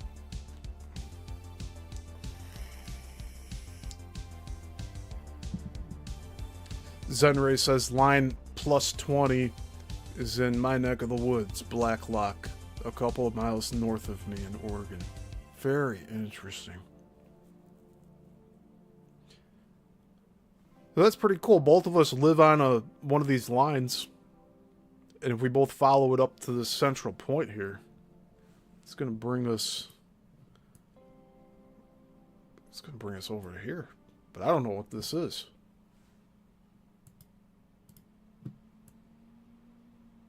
Prince of Wales Island. Nunavut Land Claims Agreement, Resolute Bay Inuit owned land. Yeah, so that's more Native American land. I gotta put more music on. We went through the whole set list here.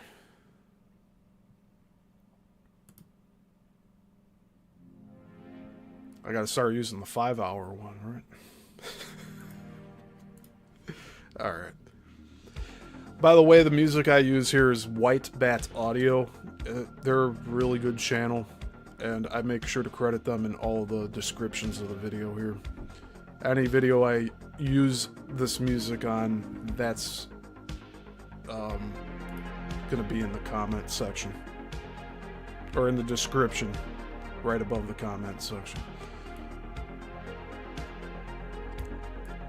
Then we have Somerset Island. But I think this is the main one here. This Prince of Wales Island.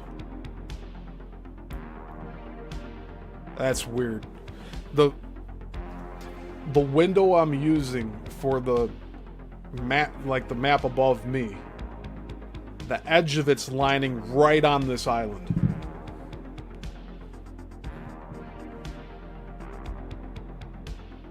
Oh, that's wild. Alright, we'll zoom in a little bit and then we'll get back to reading here. I didn't think resolution would be that high here, but it is. See, I'd have to spend time looking at this whole thing, trying to figure out what's what.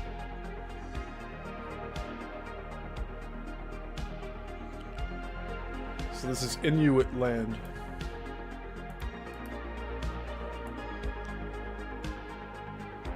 It's like there's nothing here.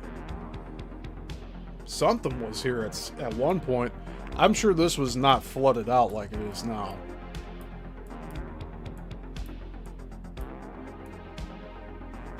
Okay.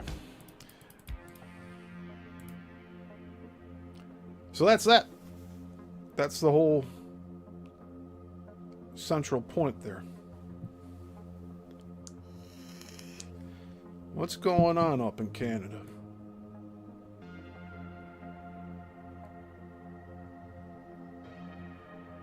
Very interesting.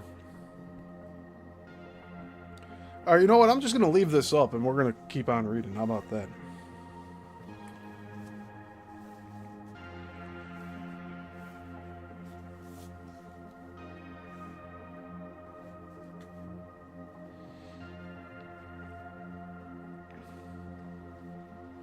Okay. Are you ready? In accordance with this simple electric motor model of the Earth grid, the much prophesized Earth changes, possible geomagnetic field and pole reversal, even the apocalyptic second coming of Christ, are all nested within the function of the grid communicator. Or commutator. Between geomagnetic field reversals, the grid seems to function as a direct current motor with its steady stream of one-way electricity, but with the imminence of Earth changes and field reversal, suddenly it seems that the grid is actually an alternating current motor, simply with long pauses between field reversals.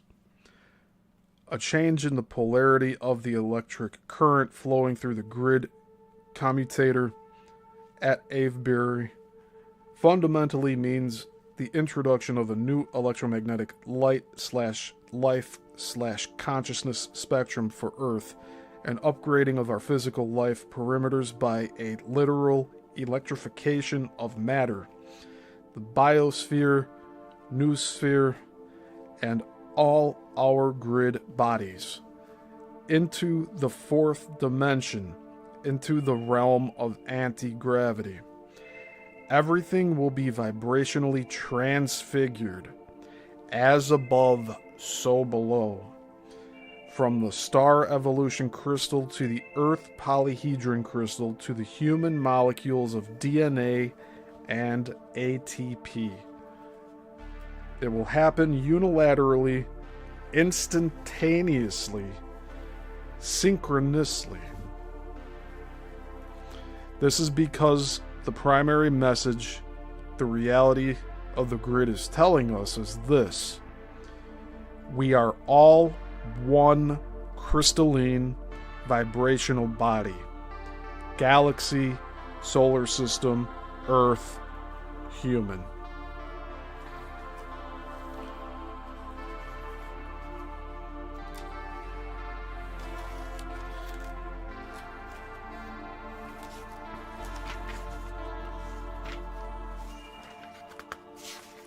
I'm going to see how much longer I could go, because we still have 18 pages left for this chapter. Yeah, I told you, it's dense. This is dense with information. And plus, me going on this little side trip up here with the maps didn't help. with timing, but we'll keep going. I want to say we'll read this next portion called the Human Grid Interface, and we have another diagram to go along with that. And we could read up until the next portion. I might have to split this into 4 parts for this one chapter, just because of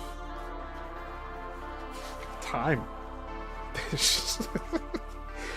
I don't want to be here 5 hours per show. I want to have it a little more digestible than that. So let's get going. Alright.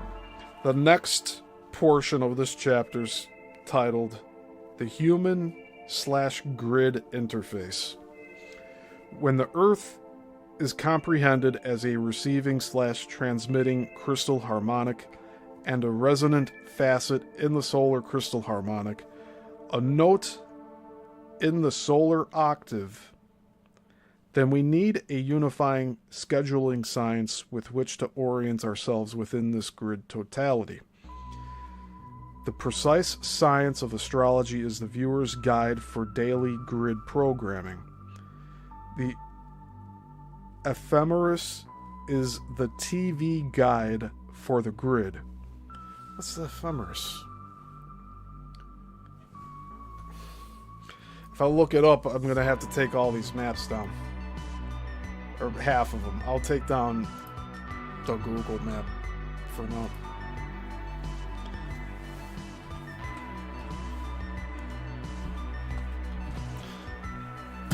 I've heard this word before. So the ephemeris in astrology and celestial navigation, and ephemeris is it just stops. Is a book with tables that gives the trajectory of naturally occurring astronomical objects and artificial satellites in the sky, i.e. the position and possibly velocity over time. So it's a projected trajectory of everything here. Alright. Well, that's good to know. Let's get this map back up. The ephemeris is the TV guide for the grid. So basically the way that the night sky moves. And we could pick up from that, since everything is as above, so below, and that's why we have the Giza pyramids that are lined up with Orion's belt. It makes sense, right?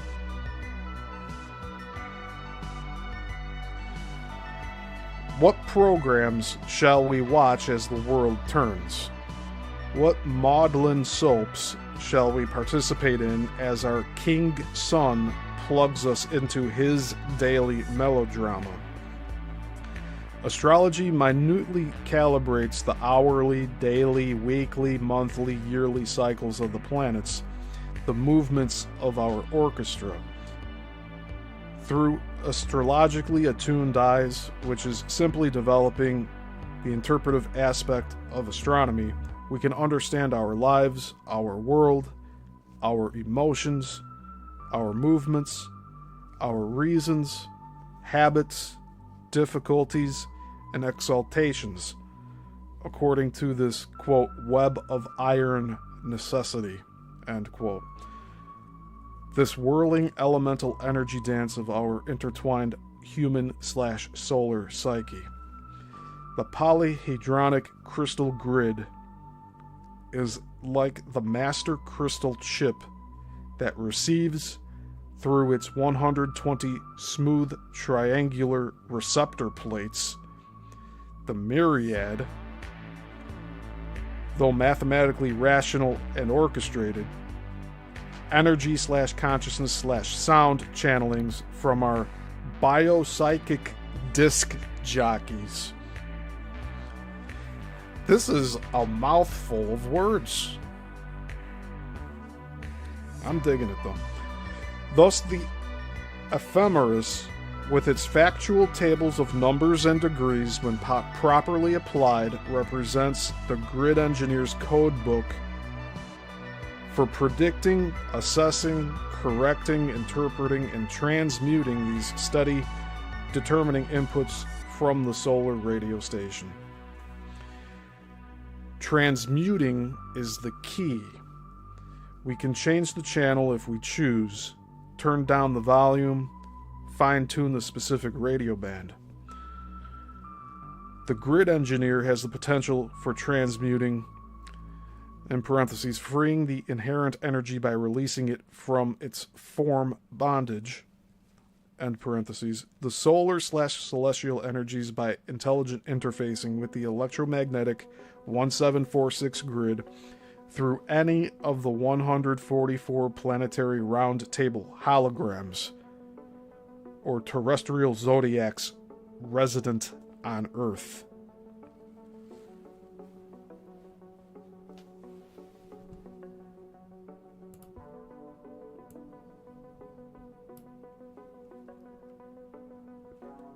Welcome to the next episode of Mind Blowers. I'm Steven Yassel. We're gonna blow your mind.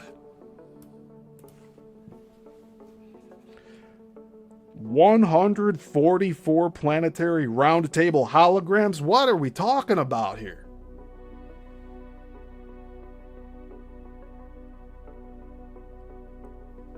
$144 dimensions? Is that what we might be saying?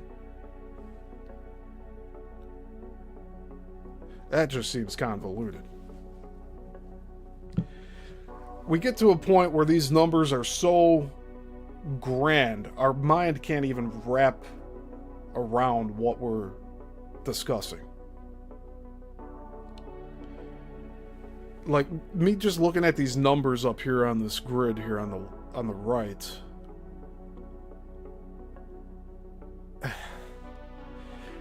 Just the way that it all just curves, it makes me think that, like, this map isn't properly drawn.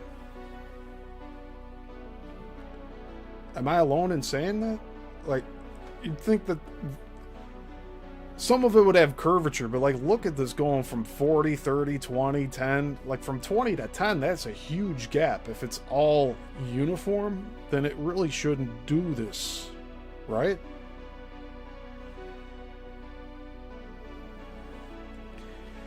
This grid, we must remember, is the golden alchemical bowl of electromagnetic differentiation and the potential alembic of our transfiguration from gravitationally bonded humans to humans of light. I gotta look this other word up. Alembic.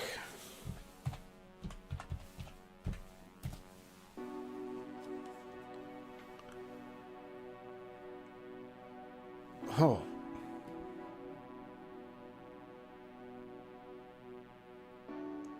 Oh, it's a distillery.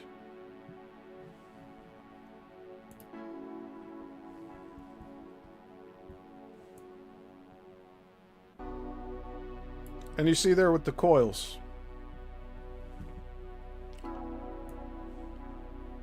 Here, where's the better? There we go. Like, that's the basic concept here. Cartoon style illustration. But these all have coils with them. There, that's a good one right there. So let's read this again. This grid, we must remember, is the golden alchemical bowl of electromagnetic differentiation and the potential alembic of our transfiguration from gravitationally bonded humans to humans of light. So the grid is our pathway to being in a state where we are experiencing anti-gravity. Sounds like something you'd have to do with, like, astral projecting or something, right?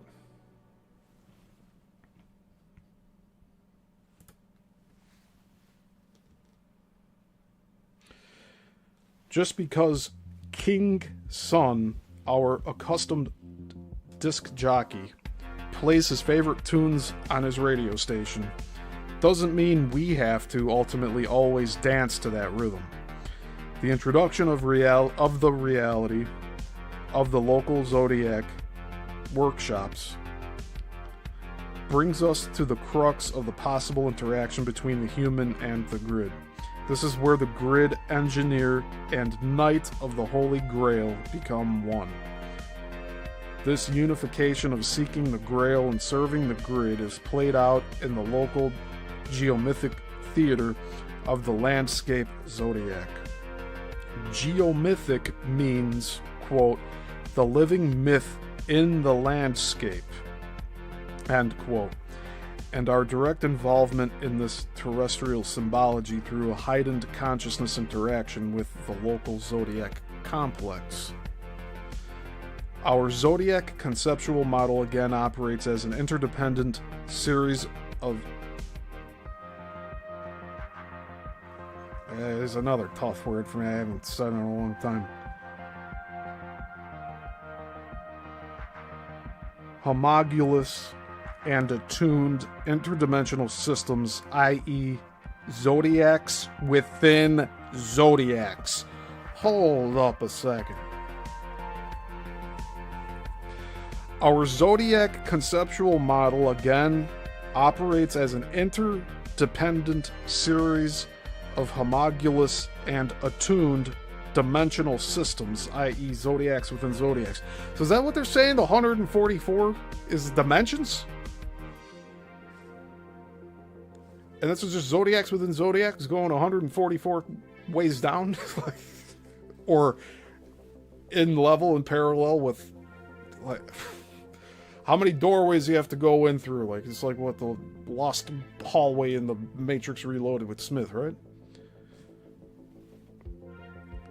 I guess that's a very simplified way of looking at it. Except these hallways are like...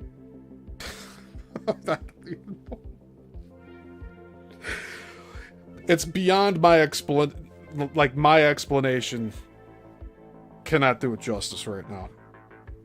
These are very foreign concepts to a lot of us, including myself. So...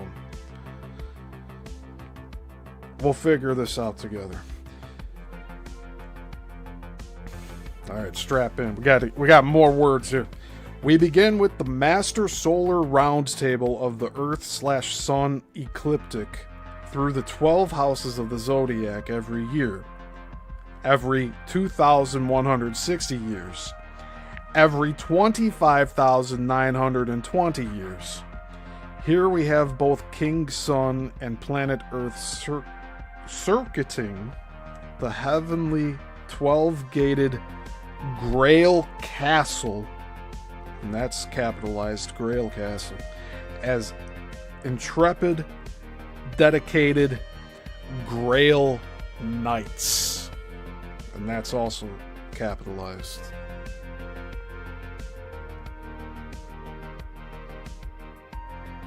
This vast cycling and questing is translated homogeneously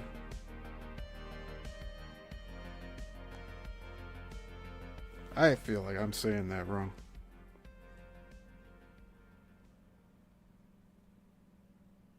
Homologously down to Earth first through Avebury as grid switchboard and concert maestro, the master point for the 12 Ouroboros zodiac lines, and second through the expansive planetary distribution of these 12 dragon lines, making a round table of both Avebury Circle condensed and the entire planet Earth expanded.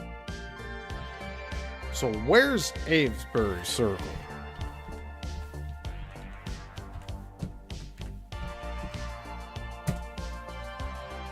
No. It's not in Roselle, Illinois. No, this is in the UK.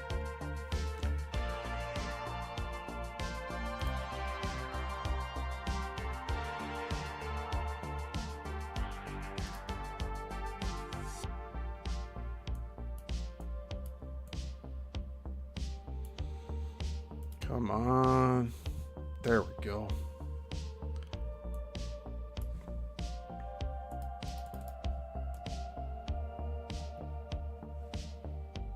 Ah, it's by Bristol. Okay.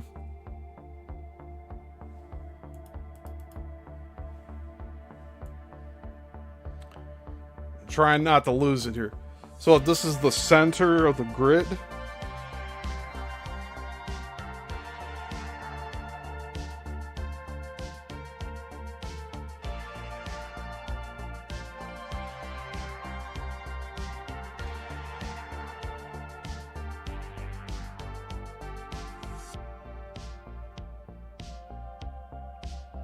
This vast cycling and questing is translated down to earth first through Avebury as grid switchboard and concert maestro, the master point for the 12 Ouroboros zodiac lines, and second through the expansive planetary distribution of these 12 dragon lines, thereby making a round table of both Avebury Circle and the entire planet. But how does an individual Grail Knight voluntarily, consciously experience this huge planetary round table? And how does the grid engineer make intelligent, compassionate, and timely adjustments in the geomantic web of this vast revolving solar table on Earth through the local zodiac hologram? Okay, so we're going to take this image here.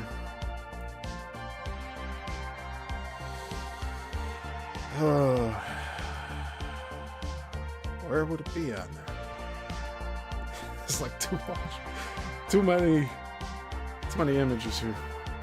Let's zoom out. Okay, so it's right above France there. Let's try to find it on the book map.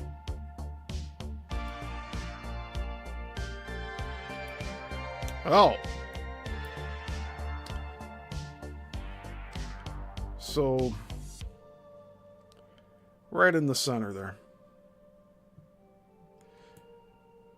What line would that be? So it's on the line between 0 and 30 if you look at the top of the screen now. There's a line, I guess that would be 15. That's the closest one that runs to it. It runs to the left of Avebury. Let's look up Avebury Circle.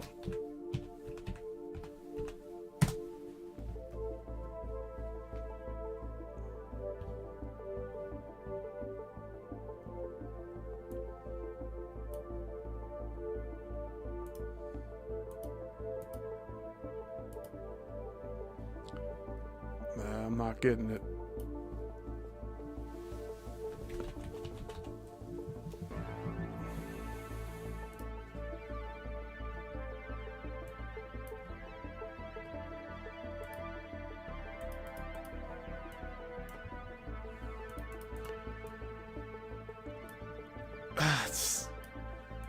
It's kind of weird. Here, let me show this on screen.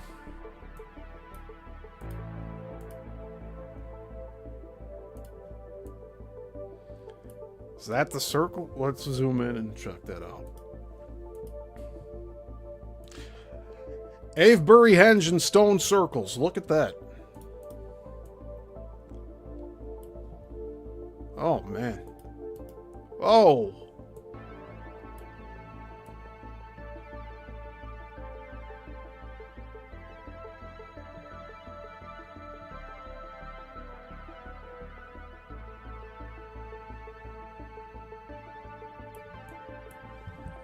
I'd like to look at this on the street level, please. Oh my goodness, look at that. What in tarnations? Oh, there's more in the distance. Look at that. Or those actually might be buildings. We're just going to look at the front here. This is right off the road.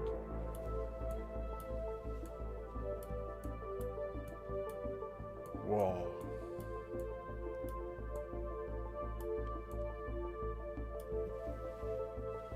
So another thing to keep in mind here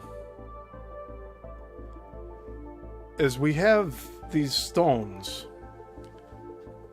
but have you ever seen people like tapping some of these stones and them reverberating sound? Could these have been crystals at one point? I'm just speculating here. Or could these have always been stone, but at one point they were tuned harmonically to the grid?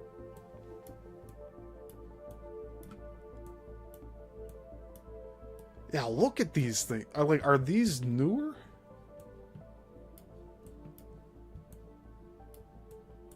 And then you got the chapel here in the background. That's wild. Honestly, these like little pillars look like they could be mile markers. But not really. These look like miniature Washington monuments, don't they?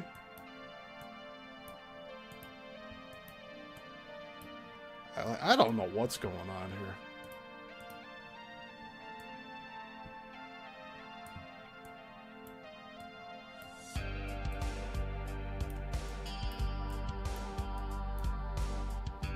So that's just right off the side of the road. There's some barbed wire fence. Oh, and there's more on the other side. Oh, no. Of course, because it's a circle. Duh. Alright.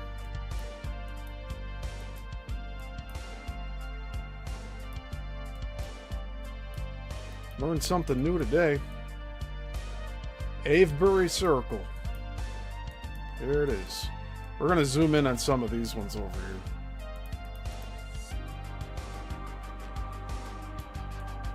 Yeah, like what are all these little guys here? I don't know what those are. Like these big ones are obviously like the originals. But then you have like this layering. Look, this looks like stairs up here.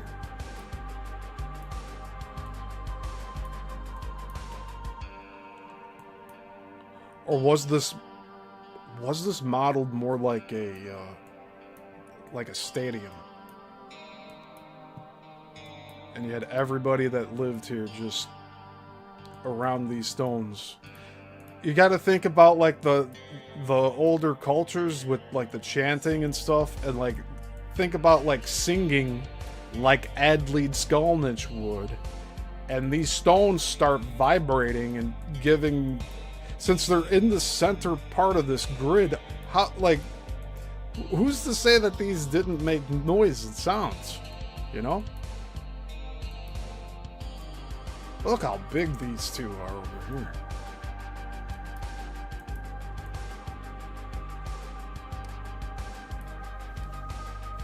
I can't wrap my head around this, but this is all new to me.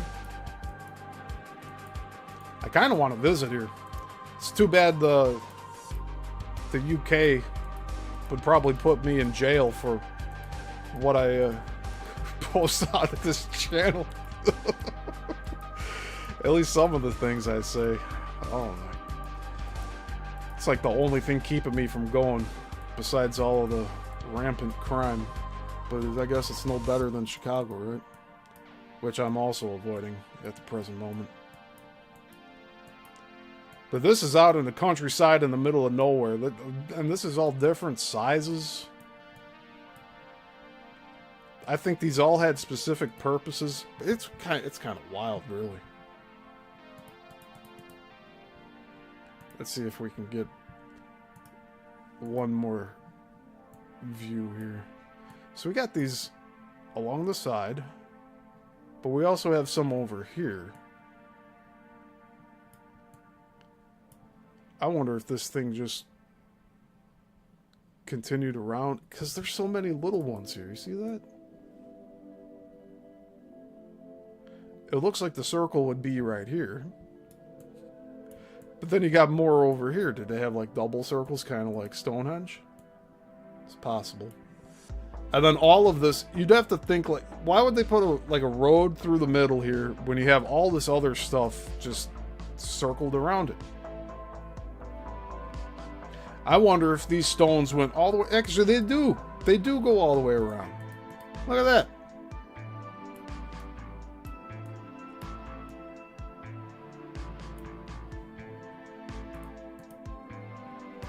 Are you kidding me? They like move the footpath. All right, let's check this one out here. Oh, we got some visitors. Hey, buddy.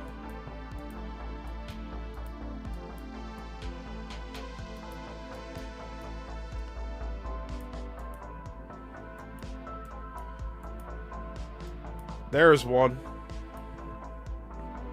And this is the closest I can zoom in.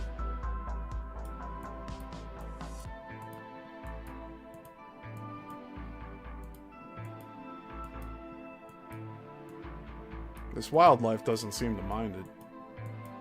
Whoa! Oh! Dang! All right.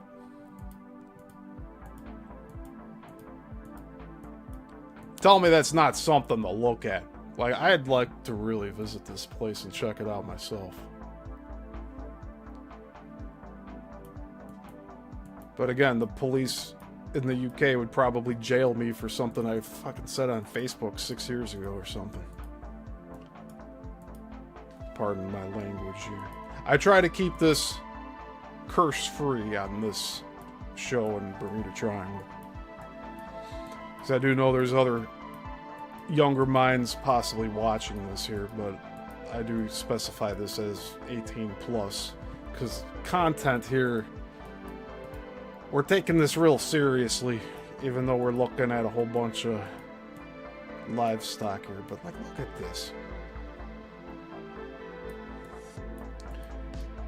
And there's a little stone pathway. You could walk through these things. Let's zoom out a little bit. Like, you could walk up right to these stones.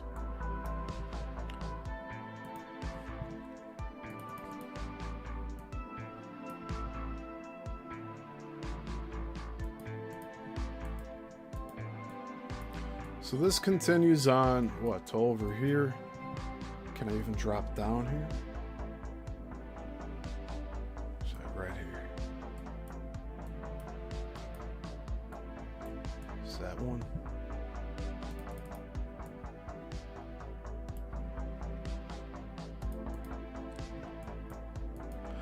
I really want to know what these people living here are experiencing.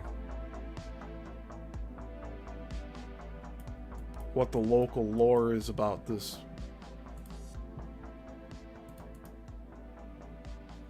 Yeah, that looks like for the most part it continues on. There's bits and pieces. It's like the left side is more intact than the right side. Oh, we can go right up to this. Look at that.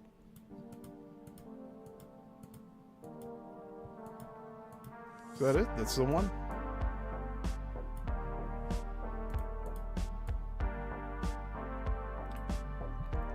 And again, just like with Ed's Coral Castle, like, who put these here?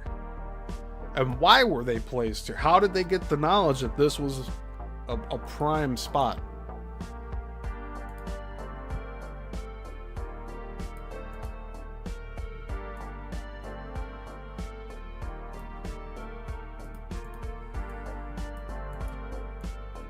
So this should continue on through here. It's probably, there's some probably buried in this tree line. It looks like this ridge here. Yeah, like this is the inner, or that's the outer circle, and then the inner circle's of stones. Like, look at that big sucker there. And it keeps going. It follows this trajectory. So this is also, I think, a tourist location too. Yeah, then we're back to the beginning.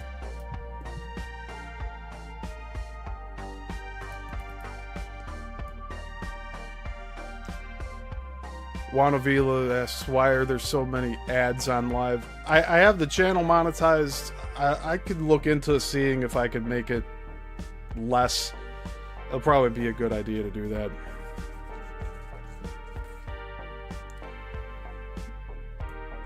That's probably why I see sometimes, like, viewers dropping out, because it's the ads that are playing and then it jumps back in.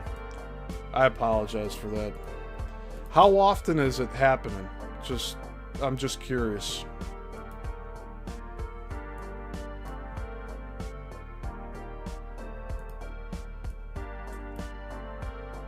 I'll try to get it to where it's occurring not as much. There's an option for me to change it. I haven't messed with it because nobody's really complained about it. So, and I know you're not complaining, but you're just asking about it. But thanks for bringing it to my attention. So that's Avesbury Circle. We'll leave this up here until we get to the next portion with the diagram. And we're near the end of today's reading anyway. I'm zapped from what we just did here.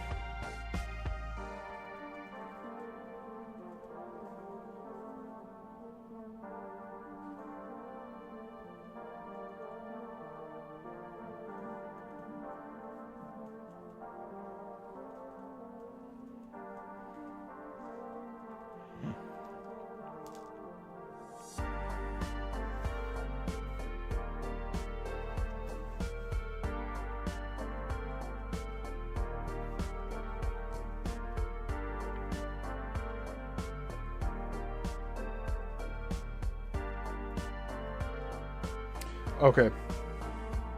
I'm not sure where I left off here, but I will go back a few to where I recognize. Okay, I found it. But how does an individual Grail Knight voluntarily, consciously experience this huge planetary roundtable? And how does the grid engineer make intelligent, compassionate, and timely adjustments in the geomantic web of this vast revolving solar table on Earth through the local zodiac hologram? In this zodiac model, an overlay of Kabbalah's Tree of Life with the mythic round table / zodiac image is the most illuminating. The Earth is one of the 12 resonating spheres, one of the 12 round table members, one of the 12 notes in the solar octave, in the solar tree of life. Thus, we can picture these relations either in terms of the tree or round table, which are essentially interchangeable for this illustration. Our body of the sun is expressed as a 12-sphered tree of life with 12 nights or 12 notes. This is Malkuth, the 10th Sephiroth, representing appropriately Earth. And I believe that was... Oh, is it this image here? Is this... Oh, that's diagram 8. This should be the right one. Diagram 7, yep.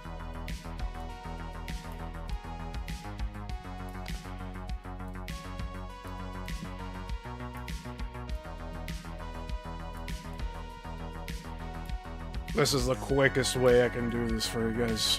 Okay.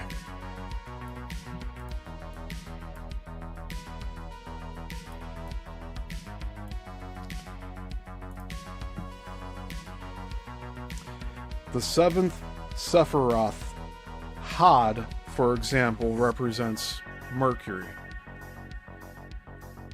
That says so right on there. On the left side, the 3rd. Right there. Next and similarly, the earth body is expressed as a tree of life, and here Mount Shasta is Malkuth and root chakra. There you go, Zenray.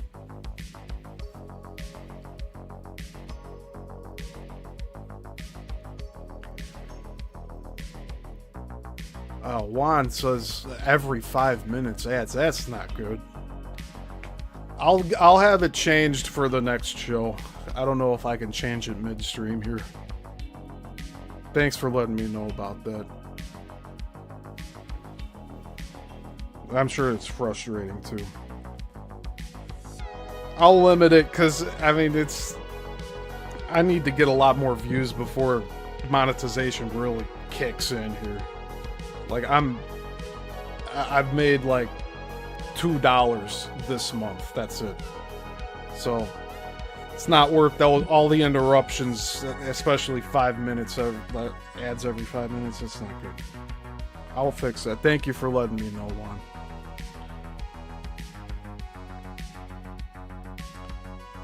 So I'll reread that last sentence because Zenray's near Mount Shasta. He travels by Mount Shasta quite often. Next and similarly, the earth body is expressed as a tree of life, and here Mount Shasta is Malkuth and root chakra. The Gaia tree has 12 spheres in which terms of the grid are 12 zodiac vortices, major planetary zodiac domains which correspond in legend to the camps of the 12 tribes of Israel. These are primary geomantic sectors, each organized into a major zodiac complex of 12 sub-zodiac temples. The unification of these 12 zodiac vortices is the planetary round table, or tree, as the whole family of Jacob, and in parentheses, who was Israel, end parentheses. Next, in each of these 12 zodiac vortices has a subsystem of 12 zodiac domes, giving us a total of 144 zodiac hologram temples on the planet. Wasn't that what I was referring to earlier? That's what it was meaning? That there is 144 dimensions? But this just clarifies it with it being sub-zodiac temple, or zodiac hologram temples.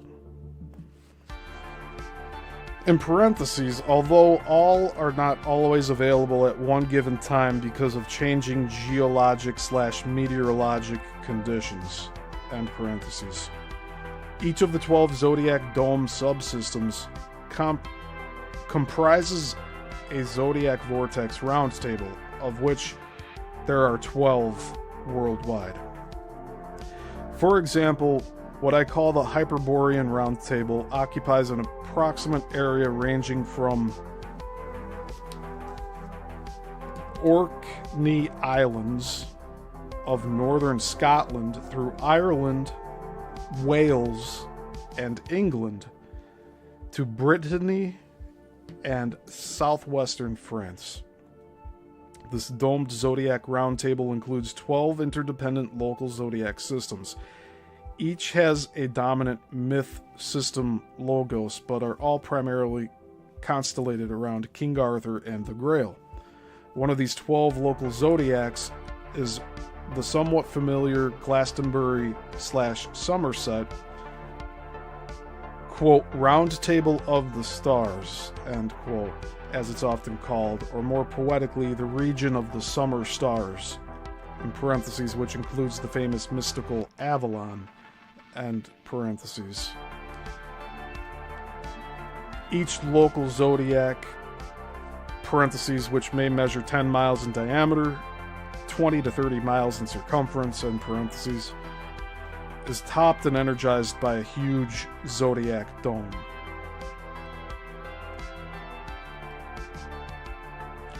And the Glastonbury Somerset location we looked at, I think, 2 weeks ago.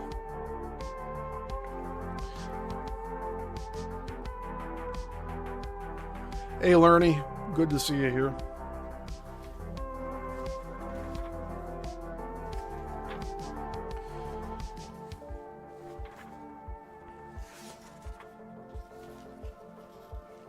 Alright, we got like 4 pages left if I can manage to do this. Each local zodiac, such as the region of the summer stars, is a hologram of the solar round table in the form of 144 quasi-etheric star center effigies, dimensionally overlaid like a stellar template on the physical landscape. The landscape zodiac is a double ecliptic, with one physical ecliptic including 96 star effigies, and in parentheses, from the northern hemisphere skies, end parentheses, and one etheric ecliptic including 48 star effigies, and in parentheses, from the southern hemisphere skies, end parentheses. The 2 ecliptics interlock, forming a vesica piscis with Glastonbury in its cradle. And these 2 words are spelled V-E-S-I-C-A and P-I-S-C-I-S. With such a local zodiac temple, a particular constellation such as Canis Major or the Great Dog will have an approximate material landscape reference point, a residence often reflected in place names, local legends, or actual landscape sculpturing, within or outside this defining ecliptic. In central Somerset, for example, within the region of the summer stars, Canis Major is called, quote, the girt dog of Langport, end quote, and occupies a geographic region about 5 miles long and 1 mile broad, and includes 16 recognizable star centers in its geomythic body. Sirius, the brightest star in the sky, touches down locally at Oath Hill, which was once used by King Arthur to obtain oaths and fealty commitments from his knights. About 6 star centers are occupied by 600 to 1,000-year-old Christian churches. Oh! There's a big answer right there.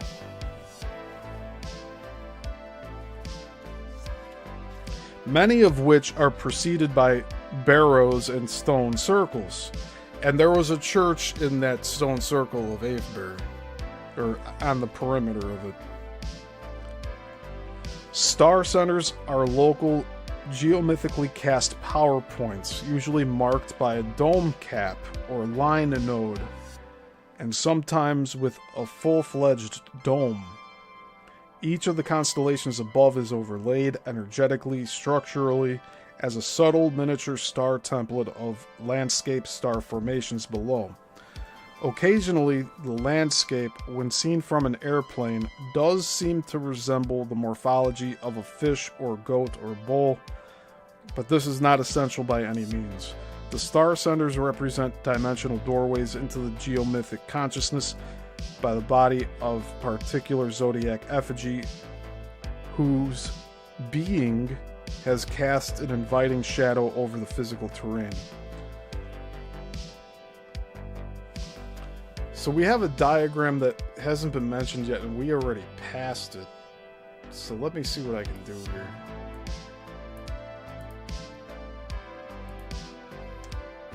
Of course, it's gigantic now. Okay.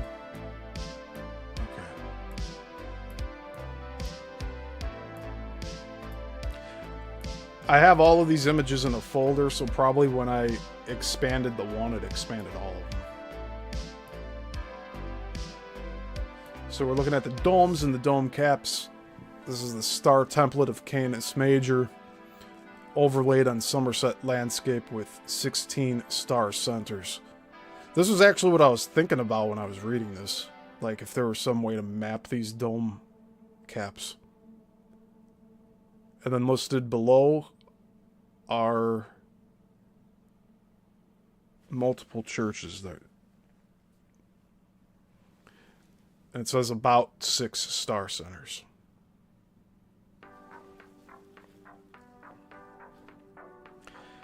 The local Earth zodiac represents a basic consciousness workshop for human experience of the grid of solar energies that is the solar roundtable, which comprises our inner psychic, three-dimensionally bounded life. The local zodiac embodies, in miniature, the astrophysical parameters etched in Earth and ether of the star evolution grid, and that's 3 words all capitalized, and its 144 permutations from the basic 12 octaval modulations. Each of the 144 zodiacs has a different flavor, a different angle of vision, a different nuance and energy coloring. Why there are 144 is explained below.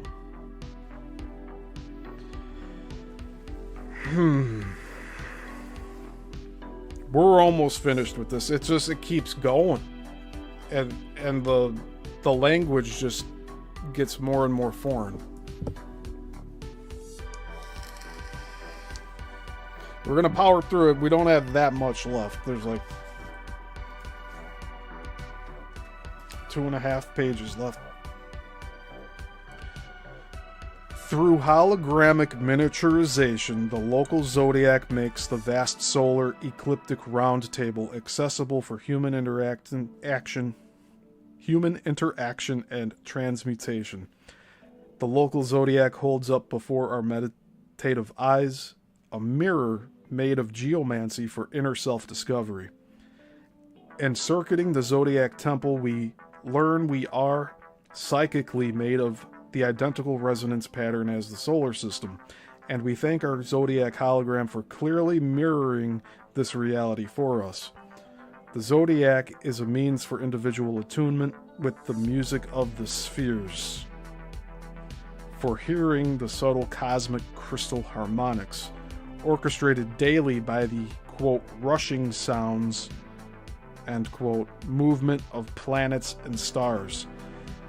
The Rhoizamata, and that's spelled Rhoizamata, as Pythagoras would say, which are always resonating within our atomic/molecular/consciousness environment, but just below the range of common hearing. The local zodiac radio turns up the volume on this unending solar resonance so we can hear our stellar heartbeat. So, transiting the Earth zodiac under intelligent astrological guidance is like having a personalized Sony Walkman strapped to our ears, tuned to the cosmic FM band of fine musical orchestration.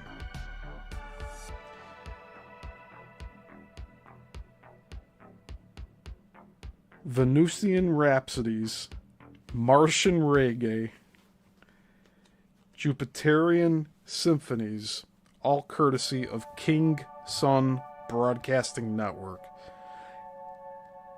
Each landscape effigy has its own internal template structure modeled again on the Tree of Life. Our Gert dog of Langport happens to be geomythically the canine psychopomp for the neophyte Grail Knight entering the starry otherworld of the Zodiac Temple, the spinning mystical Grail Castle. Grail Castle is capitalized. Mythologically, the Zodiac Temple is the theater for the Grail Knight to seek, find, and fulfill the Grail Quest, which is none other than uncovering and opening the divine seed of light and spirit buried deep within human consciousness. The landscape Zodiac Temple is energetically organized to facilitate this revelation. Our inner nature truly lies among the stars. And Merlin, legendary enchanter and bard of Britain and King Arthur's star worker, was the master geomancer who dispatched the Grail Knights out to the star centers for visionary/integrative experiences, each according to the coincidence or the coincidence of their individual natal charts, their own spiritual development status, and the larger astrological cycles as mediated through the landscape zodiac hologram. This is the moment in which the Grail Knight and the grid engineer shake hands and act as one out in the grid. The field of our psychophysical organism, the electromagnetic and bioplasmic structure, is inherently linked into the Earth's electromagnetic and bioplasmic fields. When a human being interrelates and unifies through meditation at the right point in time and space, according to ephemeris timetables, on the surface of the Earth, at the correctly chosen star center vortex, and in themselves in attunement with their overall program of spiritual unfoldment as calibrated by their master, and there is coincidence, then we have individual and planetary resonance. Then we have direct, tangible, experimental knowledge of the human place in the solar system. When we walk through the zodiac grid door into the realm of the gods, we comprehend our true status in the solar paradigm, and that is to embody and transfigure it all in the human body of light. But how exactly does the meditating Grail Knight also function as grid technician? Just as the solar logos is the soul of the being known as the solar system, and just as the planetary logos is the soul of Gaia, so the Grail stands for the potential for humans to know as the soul. The Grail is an electromagnetic consciousness doorway within the human mind/body complex, which opens through individuation of the psyche, in parentheses, i.e. the harmonious integration of the 12-fold zodiac archetypes of the sun, end parentheses, into divinity. This is called by Kabbalists the Adam Kadmon. It's spelled Kadmon. The sacred template of human perfection, the Adenic light body.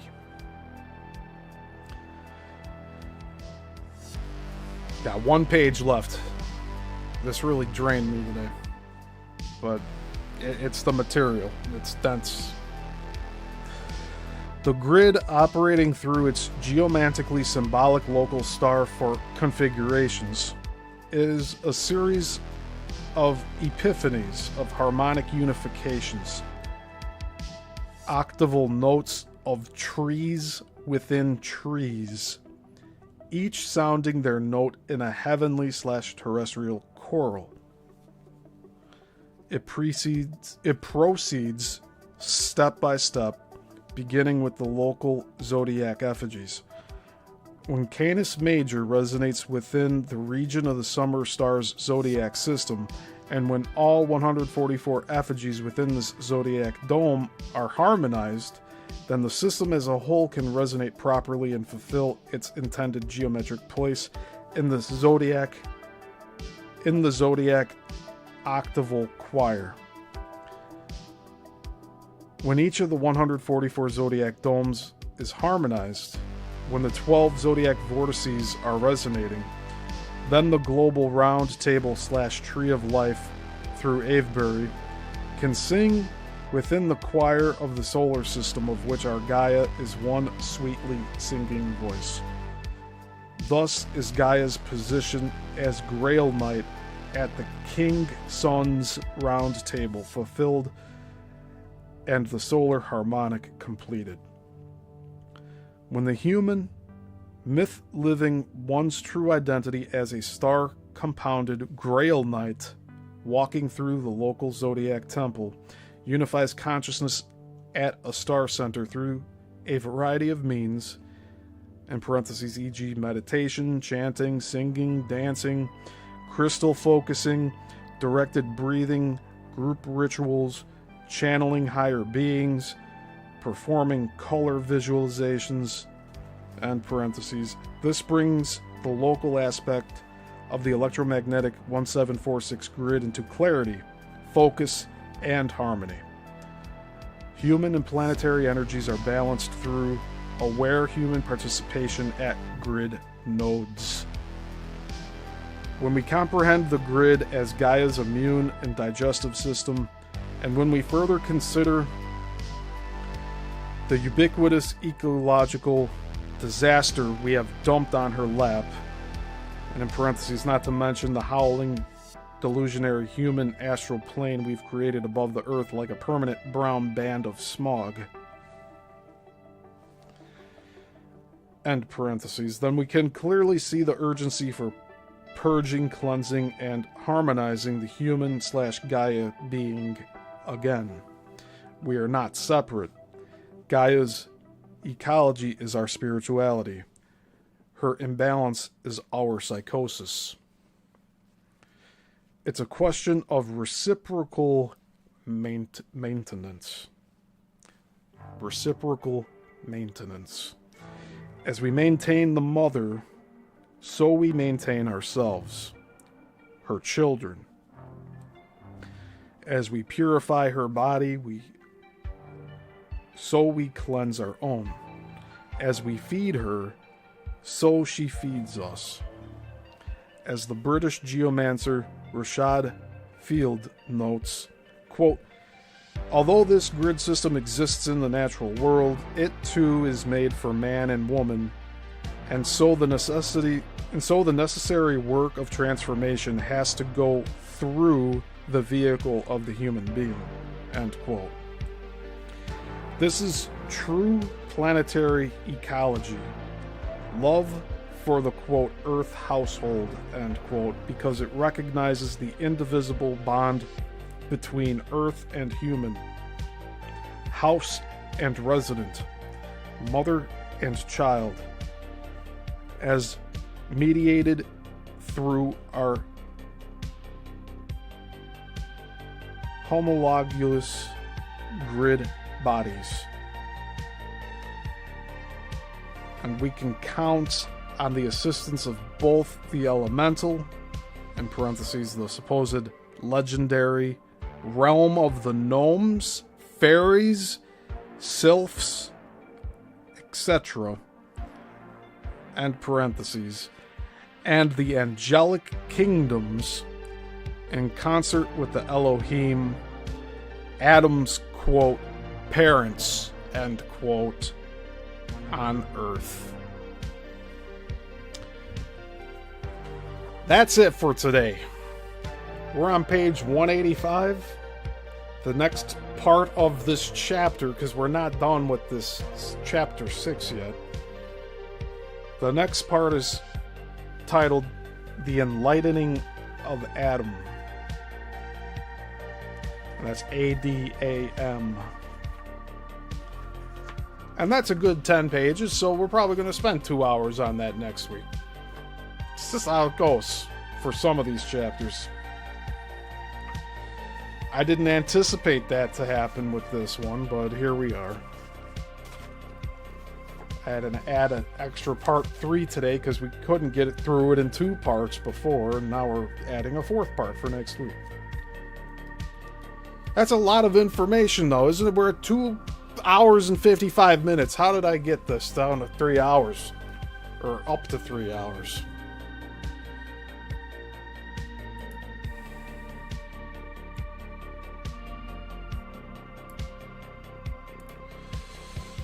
All I can say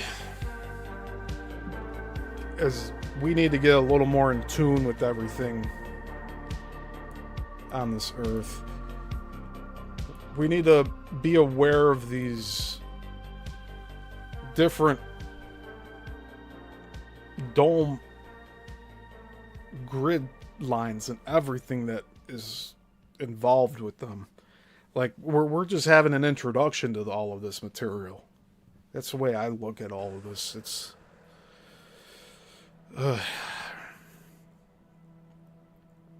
something was tapped into here at Coral Castle.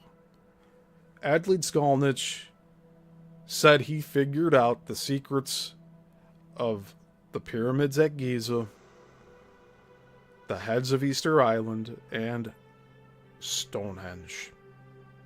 Now, Stonehenge has been moved and repositioned. I don't know the extent of, like, how accurate it is today. But as you saw with Avebury Circle,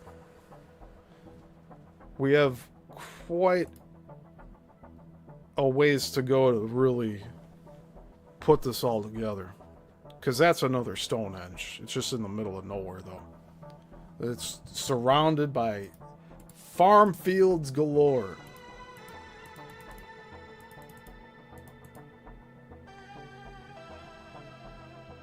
Like, what do we do with this information?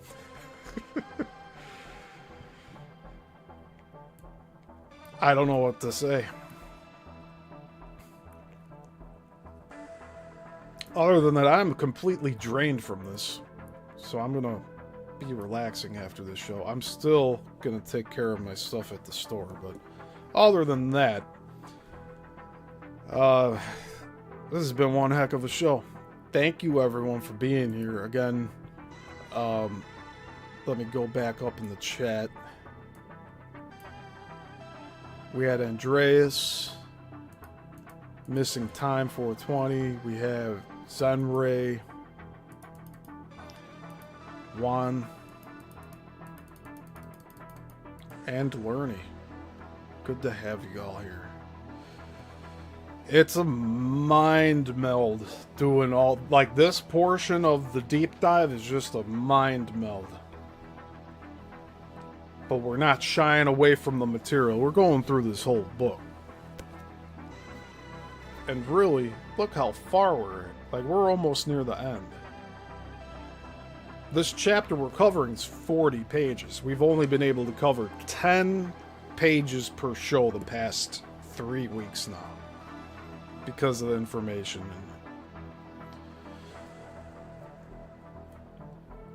Juan says, thank you for your time, sir. I appreciate it.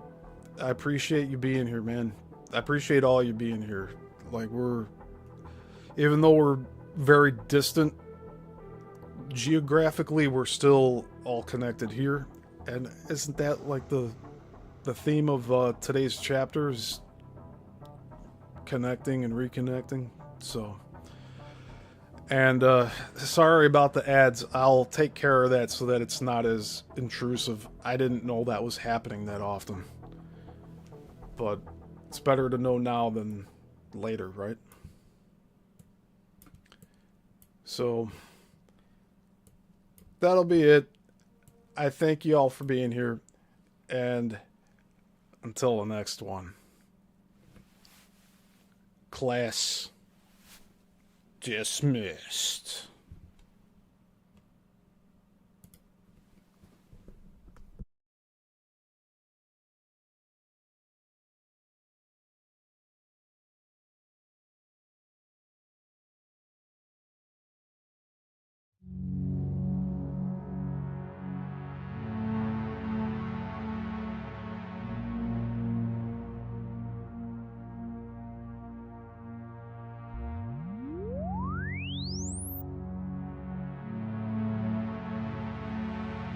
Mm-hmm.